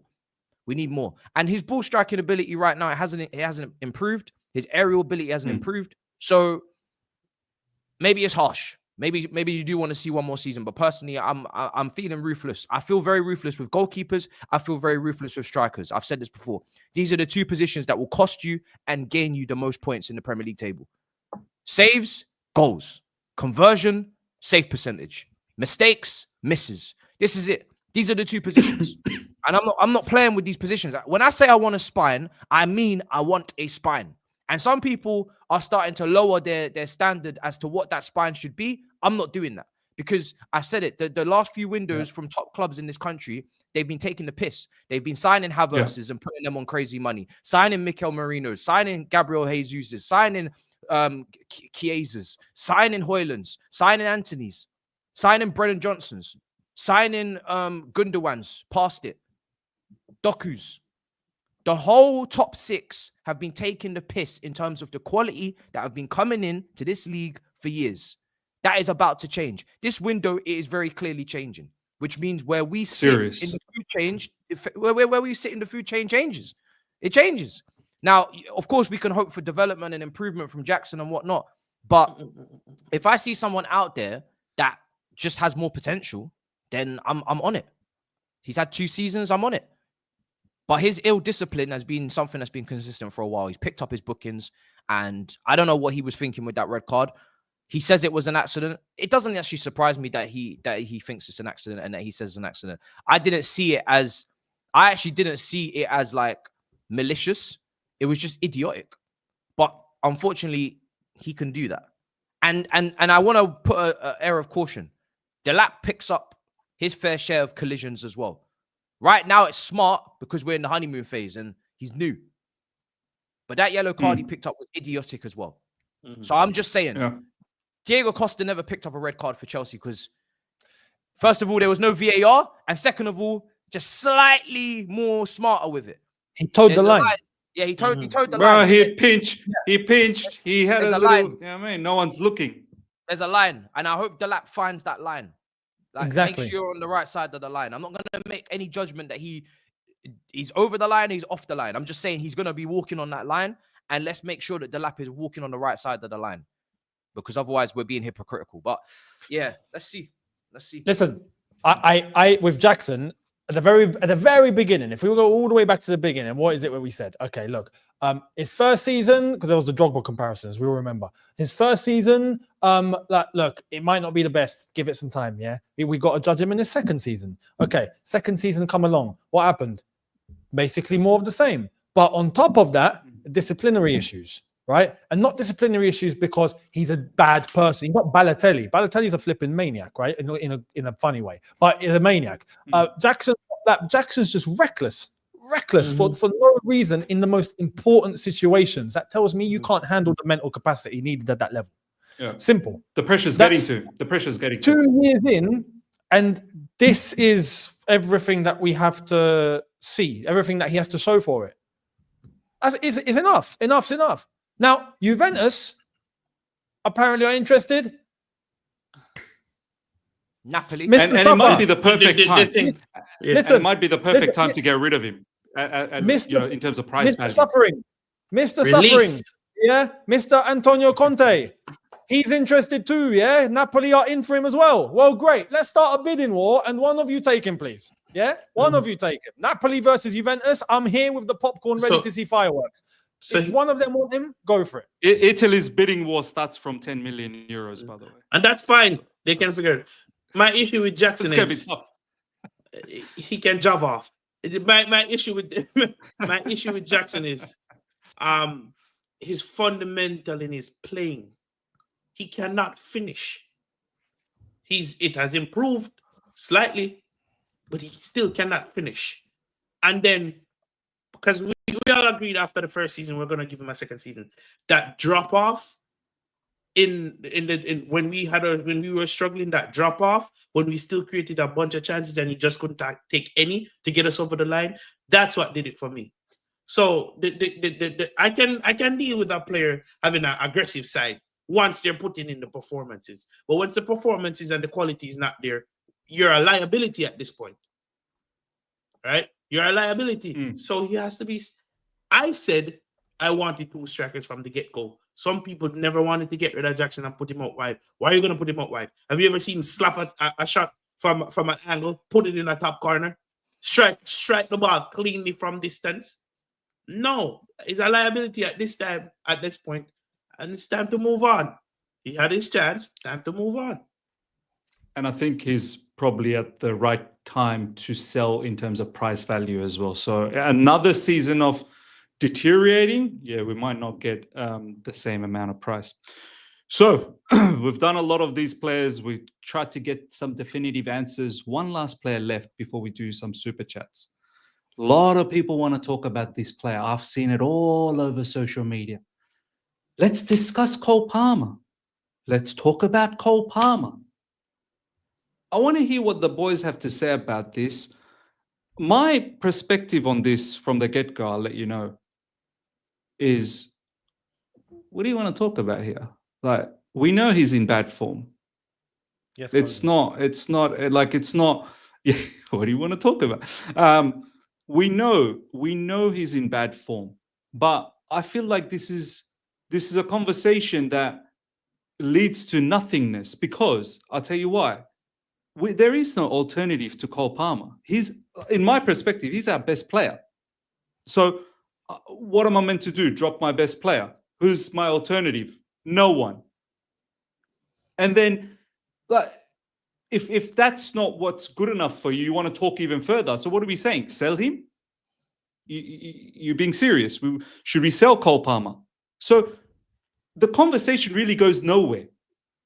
That's my perspective. There is no discussion. There is no conversation. The issue is he's in bad form, and we hope that he comes back in form, because right now it's not like we're littered with quality that can come in and take over his position. We kind of need him to start every game. That's how I look at it. Matisse, your thoughts on Cole Palmer, bro? For me, this situation is annoying because a change of position is what people are calling for to resurrect this player.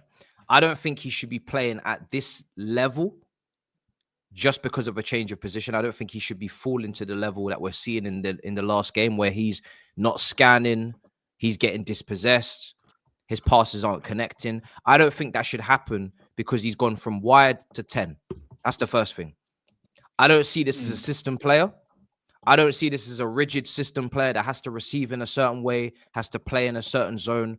And to the manager's defense, and I know people ain't going to want to hear it, but he is operating in similar zones to when he was under Poch. Now, the style of the game and the way we play is the difference.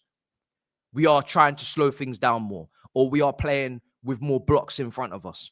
And Pochettino was more back and forth, so there was more space. That's the difference. But the actual zones he's in, I'm seeing him in the same wide right zones. Even when he's in the 10, he's drifting. It's no different. I'm seeing him drift out to the same left 10 zones as well. But when Pochettino was here, what did people call for? More system, more structure, and a better defense. Our defensive record drastically improved. We're not an up and down team anymore. And yes, it has maybe left less room for maverick behavior, but that is the trade-off you get when you want to systemize the team. And where is the plan? And why are we just playing off the cuff? A lot of people were complaining. And also the defense was the record worst defense. So with that has to come more sensible, calculated decisions, structure in possession, right? That's the trade-off. So for me, Cole Palmer he's far too multifaceted, and he has far too many, bows in his arrow for me to start saying, right, he has to do this in a certain way or he can't perform. He has to play here in a certain way or he can't perform. I don't see him like that. I see him as a player that can play on multiple different positions. He has the flexibility and the freedom in this position to move around. He's playing in a free role. That's what it should be. That's what he said it is in an article when he was asked. But I think it was the Athletic, what's the situation with Maresca? He says, the manager's given me the freedom to play in the 10. I can do whatever. Right. Yeah. I can move to the right. If I want to double up with the right wing, I can double up. How many times we see Palmer, Conference League final, goes over there, jinky majinky, cut back. And Maresca literally said a few days ago, Matisse, that he's allowed to do. You're allowed to do whatever he wants. Go do whatever you want. Allowed. Left side against LAFC, go and put the cross in. Someone should be on the end of it, left foot cross across the face of goal. So I don't really understand what's going on here. Maybe Ununice does, I don't know, but I don't really understand what's going on here. I really don't. I don't feel like this is down to the player and his capabilities, right? Whether he can play in a free role or not, I don't think that's the issue here. On that right-hand side, or if he's stuck in central, or he's got more space, I don't think the problem's there. I think the problem is about the players around him. Okay. And how they're being used. I think that's a good point. Palmer needs things to be hectic for him to be at his best. I think if he's got players that are around him that are constantly moving, that are creating chaos for the opposition, where he can then be a part of that chaos, I think he thrives. But if everything around him becomes a little rigid and a little slow and everything kind of stops, no matter how much space you give him, he's just going to be going in and around that space, waiting for something to happen. I think that's what we've been seeing from Cole Palmer. He needs, for example, wingers to be able to drag out defenders, or fullbacks to take and drag someone along with them, or if there's central players that are being able to help create some space, or he's able to link up in tight spaces because everything is super fast, like it was on the pot, because everything was so basketball. That's where Cole Palmer thrives. And I feel like with Maresca, it's with or without Cole Palmer, that's not how Chelsea are going to play. And that's not how we've been playing. We try to be very structured. That's a very good point. That's a very good point. It's slower. And that just, no matter whether Cole Palmer is on the right or in the middle, or he's next to a defender, or he's got space, the game slows down. And that's Cole Palmer struggling immediately, I feel like, because I feel like he wants to be part of chaos. And that's where he thrives the most. And my fear is that with Maresca, that's just not going to happen. But Cole Palmer is our best player. So I don't want to be like, yeah, no, you know what? Just throw him away. It's Cole Palmer. And he's carried, at least prior to Maresca, he carried this entire team, right? And we saw what he was doing, but in a certain set of circumstances, which we're not going to get under Maresca, I don't feel. So that, for me, is the dilemma going on here. So, sorry. But Ununice, yeah, go on. Does that now mean that Cole Palmer needs to improve his game? I was just going to say and that. I was just going to say be able to survive in this environment as well as the chaos, because like the kind of player that we're talking about, we're trying to propel him, is one of the best in the world in his position. I was hearing this is our savior to Eden Hazard, you know, etc. I'm sorry, if you're going to be systemless and you've got to be able to handle any environment you're put in. You might be better in some environments. Hazard his best season was under Sarri. That was actually hilarious, because that was more possession based, and that was the most attacking minded manager you could say we had in a while, etc. Sometimes Conte would leave him, 3v1s by himself or whatever on the break. Mourinho season, he's literally carrying the team to the back end. Costa's gone missing. I don't know, but I'm just saying, like, is this just part of the development for him then to be a better player? That he has to be able to go up against these blocks with this slower pace. Because Matisse, it's a very. I just want to put some responsibility on him. I said that earlier on in the season as well. I want to put a little bit of.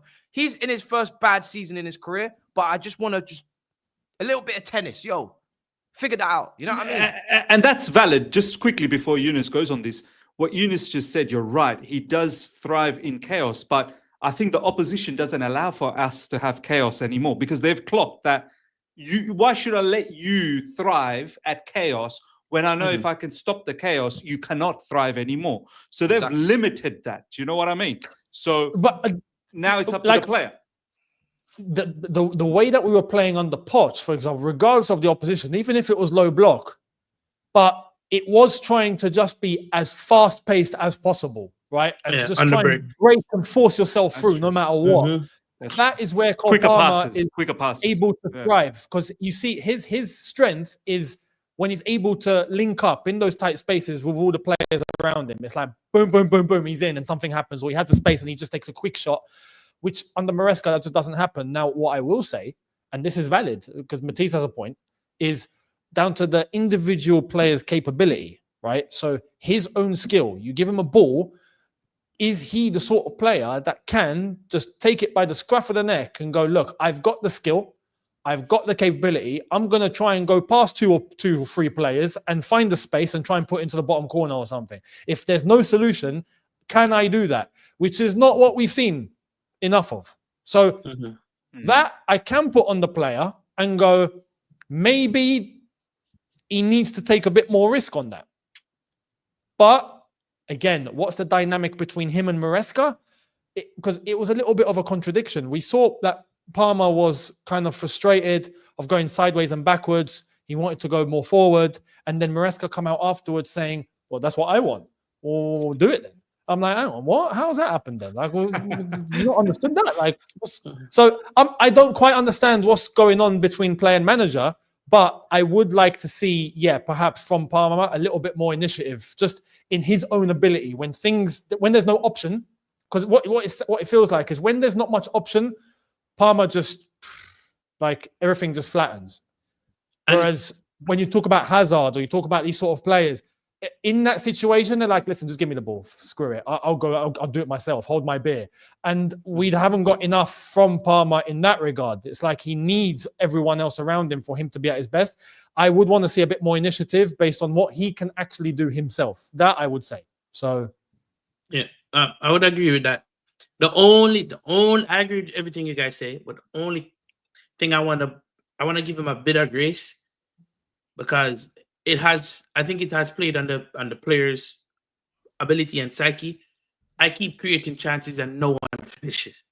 At some point, I know it shouldn't be where you drop your levels, but at some point it was bound to affect him. When you're playing with people that are just not converting, it's demoralizing. Demoralizing. One point he stopped passing the ball to Nani, which is understandable. Stopped passing the ball to Jackson, which is understandable. And then he starts becoming selfish, but also negates his game. Because when he should pass, he's not passing. When he should shoot, when he shouldn't shoot, he's not shooting. So it's on him, yes, to make the right decision at the right time and not stop playing the correct balls. But at the other point, other players has to take responsibility as well. Because he's still up there with creating the most chances in the league. That's not a facade. That doesn't go away.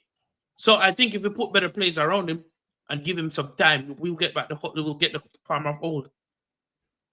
And I'm not too concerned about Palmer, if I'm being honest. And this is something to raise with bringing Liam Delap in, because there is an element of chemistry here. So in moments where everything is kind of slowed down with the way that Maresca gets us to play, sometimes you'd want to see maybe just players in between themselves can actually create something in the circumstances they're in.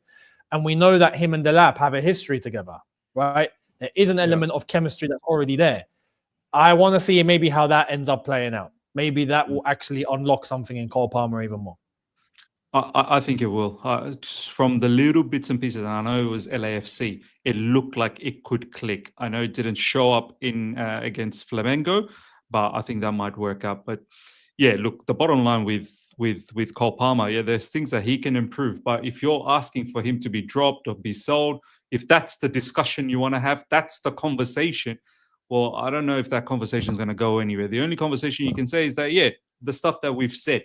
And if that is not a good conversation for you, then I'm sorry. I don't know where else we can take that Cole Palmer conversation, if I'm being absolutely honest. I don't want to take too much time on this. This news has just dropped. I'm sure the lads will do their views on it on their respective channel. But I said this months ago, like many other ones, because I've clocked how this ownership and directorships, like they move. So I'm not surprised. Once again, Chelsea are planning for Emmanuel Amiga to be part of their squad for summer 2026, as revealed in May. Amiga is also expected to stay at Strasbourg this summer and then join Chelsea project next year if all goes to plan. So we already have a striker ready, not for the upcoming season, but the season after with Coenda. So Amiga is going to be a Chelsea striker. So make whatever you want to make out of that. Make it 3. It is. It's good for your health, apparently. Is Strasbourg player? Is Strasbourg player, bro? We don't want Strasbourg's player of the season, the goalkeeper. We haven't used Strasbourg's player of the season as well in the midfielder, but we want their striker. And we got to raise his value. And then we haven't seen their centre back either. Mamadou Sarr. That's super true. chats. That's true. I hear people talking super about chats. Super chats. We'll move into super chats. Emmanuel, thank you so much for the super chat, my man. Directors are not aiming for Chelsea to be elite. Directors are aiming for Chelsea to be profitable and well run. Someone needs to tell them both are possible, and now is the time for risk because we are in danger of regressing. Lads, all the links that you see on social media, I just want to quickly ask you guys one by one, just answer, right? Or if you want to shout it out, answer. Would it have mattered if we got Champions League or not with the links that you're seeing? Like, does it matter? Like, if we didn't get Champions League and the links that you're seeing, would we have got the same links? Like, say, for example, Gittins. Does Champions League matter for getting a player like Gittins? No. this is the thing, right? When you look at these names, you probably think no, right? When you look at a name like Mike Mignon, for example, you maybe think yes, right? Yeah. It depends on the caliber of the player. And right now, what we've actually been linked with, except for Mike Mignon, has been still kind of young, potential, ceiling, you know the rest, right? Now, if we were turning into, for example, if we were actually, I mean, Nico Williams going to Barcelona, but just hypothetically, that sort of player, or Leao, or you go for like players of a certain standard, then yeah, you can say we can only go in for those sort of players with Champions League. And with Mike Mignon, I think that is one example. But everyone else, it feels like you can probably get without Champions League, or at least tempt them without playing Champions League. So there's that. And also, I just want to say big up to Chelsea SW6, Tony OG in the chat. Big up to you, mate. Hope you're well. Big up, my man. Big up. Even with Mike Mignon, I thought it was all a bit of a smokescreen, because if you're really interested, you get as close as come on. Yeah, I'm not really sure how serious we really were for Mike Mignon. Asad, thank you so much for the super chat. Woke fans make excuse for poor coaching. He needs more players. This fraud has Lavia, Santos, Asubu, still plays James. Never going to work. Palmer shit.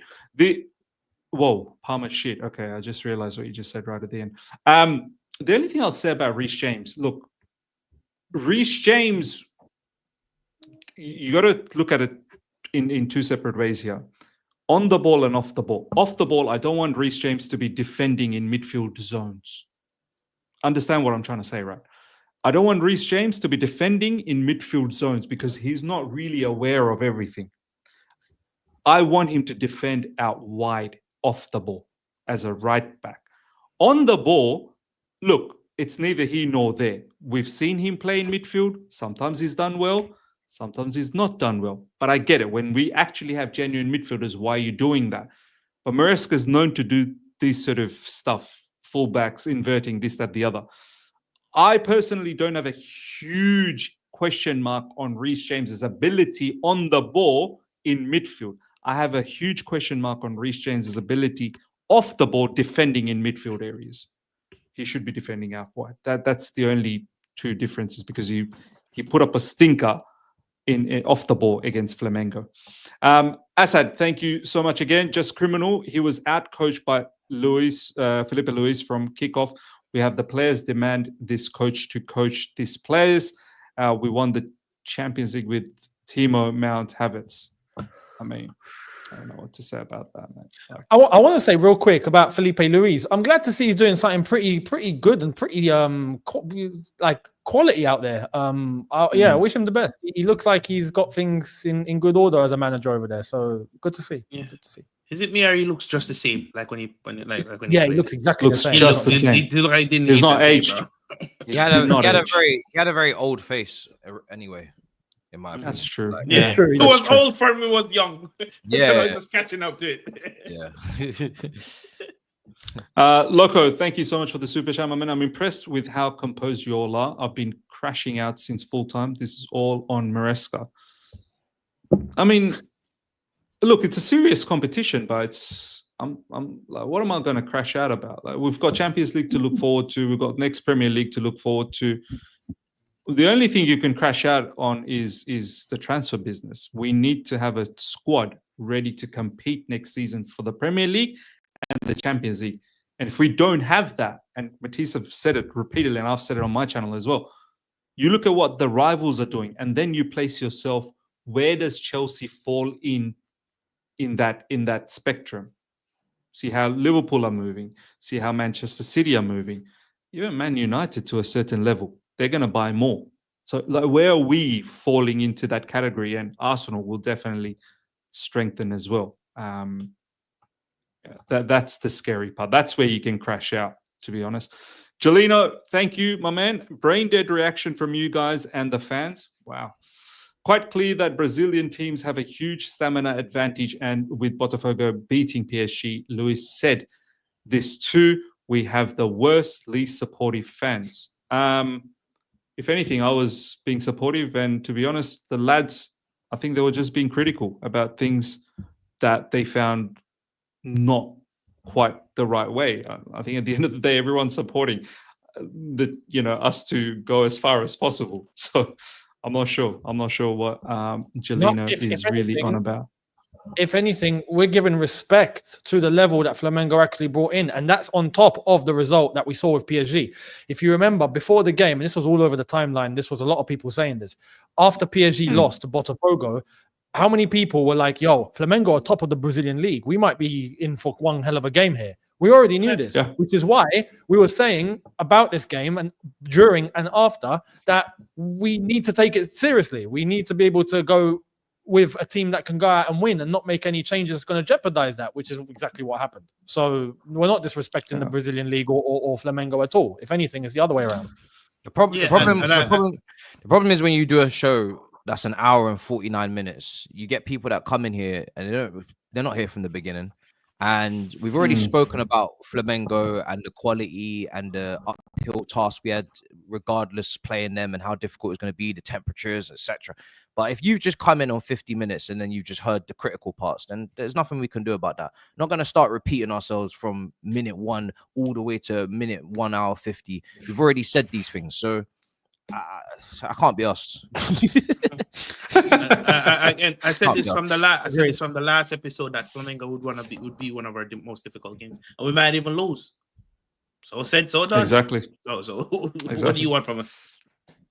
Assad, once again, thank you. That fraud killing us, trying one of his woke tactics. Yeah, Assad, we get it. You don't like Maresca.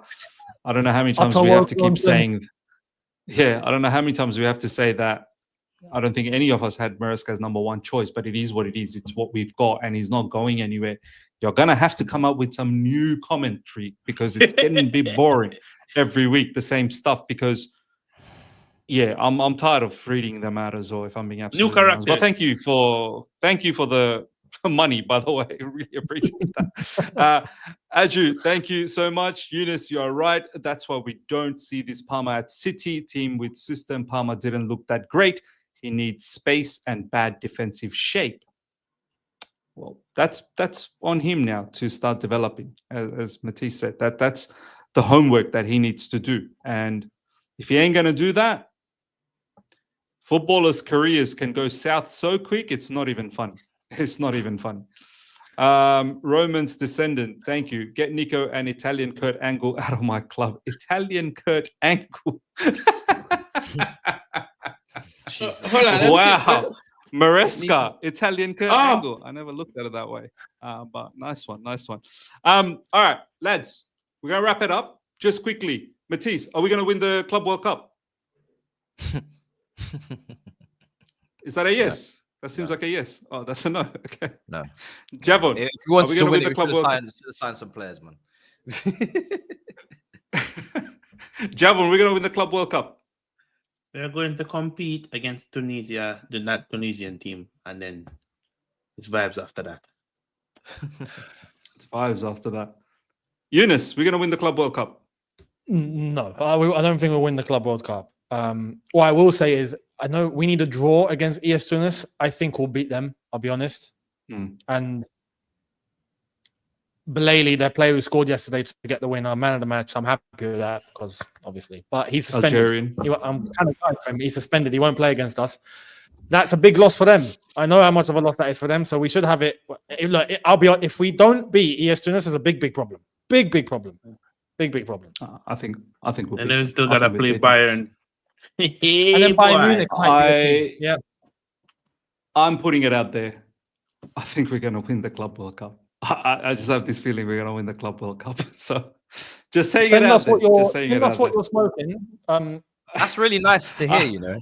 With Sanchez in goal, but really, it's right. Outside of Robert saying that, it's really nice to hear you say that. I don't know where it's coming from, but I'm delighted to hear you think.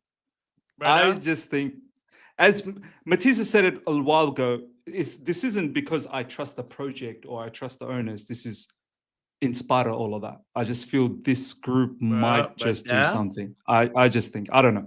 That's just how I feel, but that'd be lovely. I might be crazy. Yesterday, you know what did it for me? Yesterday, I was watching the match live, right? I'm excited to see these players. I saw Robert Sanchez see one of the Flamengo players coming towards him, right? A defender stepped out. Sanchez does this Bro. and ran towards the goal, bro. I was, bro, I lost it. Hey, I it's Chelsea love number it. one, bro. Respect. Is him. it not Bayern Munich we could face in the round of 16, or is it someone else? Of course. Yeah, of course yeah, it is. yeah. Of course It is. So Yeah. We're not winning. We are beating them. you can see us I can't beating wait for that Beating game. Bayern Munich. Elise, I Musiala and Harry cannot Kane. wait. I cannot wait. Bring that game today. I Mm. cannot wait. I feel I'm- we're we gonna are win going that to game. see Honestly, I look, feel we have to Biggest move on. crash out. We have to move on. I'm looking forward to. I'm still looking forward to the next game because I know I need to see Santos. So I'm looking forward to it. Oh, that I don't know. That, I'm not sure about that one. X the gamer, thank you once again. Ladies and gentlemen, no more super chats, please. We're gonna wrap things up. Drogba is a legend of this club, and Jackson is outperforming him in the first 2 seasons, and Drogba was 2 years older. Yeah, and as soon as I say no more, Football doesn't work like that. Maybe- mate. I prefer not to speak. yeah, maybe I won't say no more. A big positive from this outcome is that we won't be seeing Jackson for a while. I hope you enjoyed South Africa, bro. Sundown is playing today. Keep an eye. Oh yeah, South African team Sundown. All right, ladies and gentlemen, we're gonna wrap things up. Thank you so much for your time. Smash up the like button. Subscribe to Matise, subscribe to Javon, subscribe to Ununice and his second channel as well. Let's just quickly, Matise, what you got coming up, bro? Let them know. I think I'm going to discuss Liverpool's rebuild soon, especially their defense. They've signed 4. Bro, you're a little bit off a Liverpool channel lately. I've noticed, bro. There's a lot more Liverpool Bro, content than Chelsea content. They're doing better business, and we got to take notes because it's funny. Yeah. The business that they're doing is the business that we should be doing. It's very serious business. Buying players for the positions that they're weak in, strengthening, and they're just a very interesting team to study right now. Got a good coach and doing very good business. And That's true. this is the level that we need to get to. They're the Premier League winners. Then after that, we'll probably speak on this Jackson situation. Because Nice. I have a feeling it's gonna heat up again, and I didn't really talk about him in my review. So, and then we got the game on Tuesday. Let's see how we do on that. But I'm not gonna cuss Chelsea every single day. It's too hot. It's the summer, Same. so that's why I talk about multiple teams. I'm not here to be getting crowns on my forehead every single day. I love it. Javon, what you got coming up, bro? We got the league review part 2 where we dissect what went wrong so we can assess the league coming up, league going forward, and put actual expectation and not just delusional expectation on the upcoming season to kind of see where we can finish. And then we'll have some transfer news. I don't necessarily do the day-to-day transfer thing because that can get too hectic, but we move. We move, bro. We move. Eunice, what you got coming up, brother? Yeah, I'm here for the hecticness, so I'm here for the transfer. He's the Cole Palmer of the transfer. He's the Cole Palmer of the content creation. He likes I am Cole Palmer here. I need chaos. I need violence. So yeah, I will address this whole Nico Jackson thing, and you're gonna get a good video there, I think. And what else happens later on? We'll see. Second channel. Football Live Simulator. That's another new episode's got on its way, and then obviously the Reddit and whatever else I can post over there. So no, that's it really. We'll see what Chelsea do up until Tuesday as well. So bring on that game. Brilliant. I did see in the second channel, Eunice and George Benson. Apparently, is there a rift? Is there a breakout? Check that out. Get into the real stuff, the details of it. I don't know. I need to check it out myself. I don't know if they're friends anymore. I'm not sure. Might have to check that out. All right, ladies and gentlemen, I'll see you guys all later. Catch ya. Bye. Peace.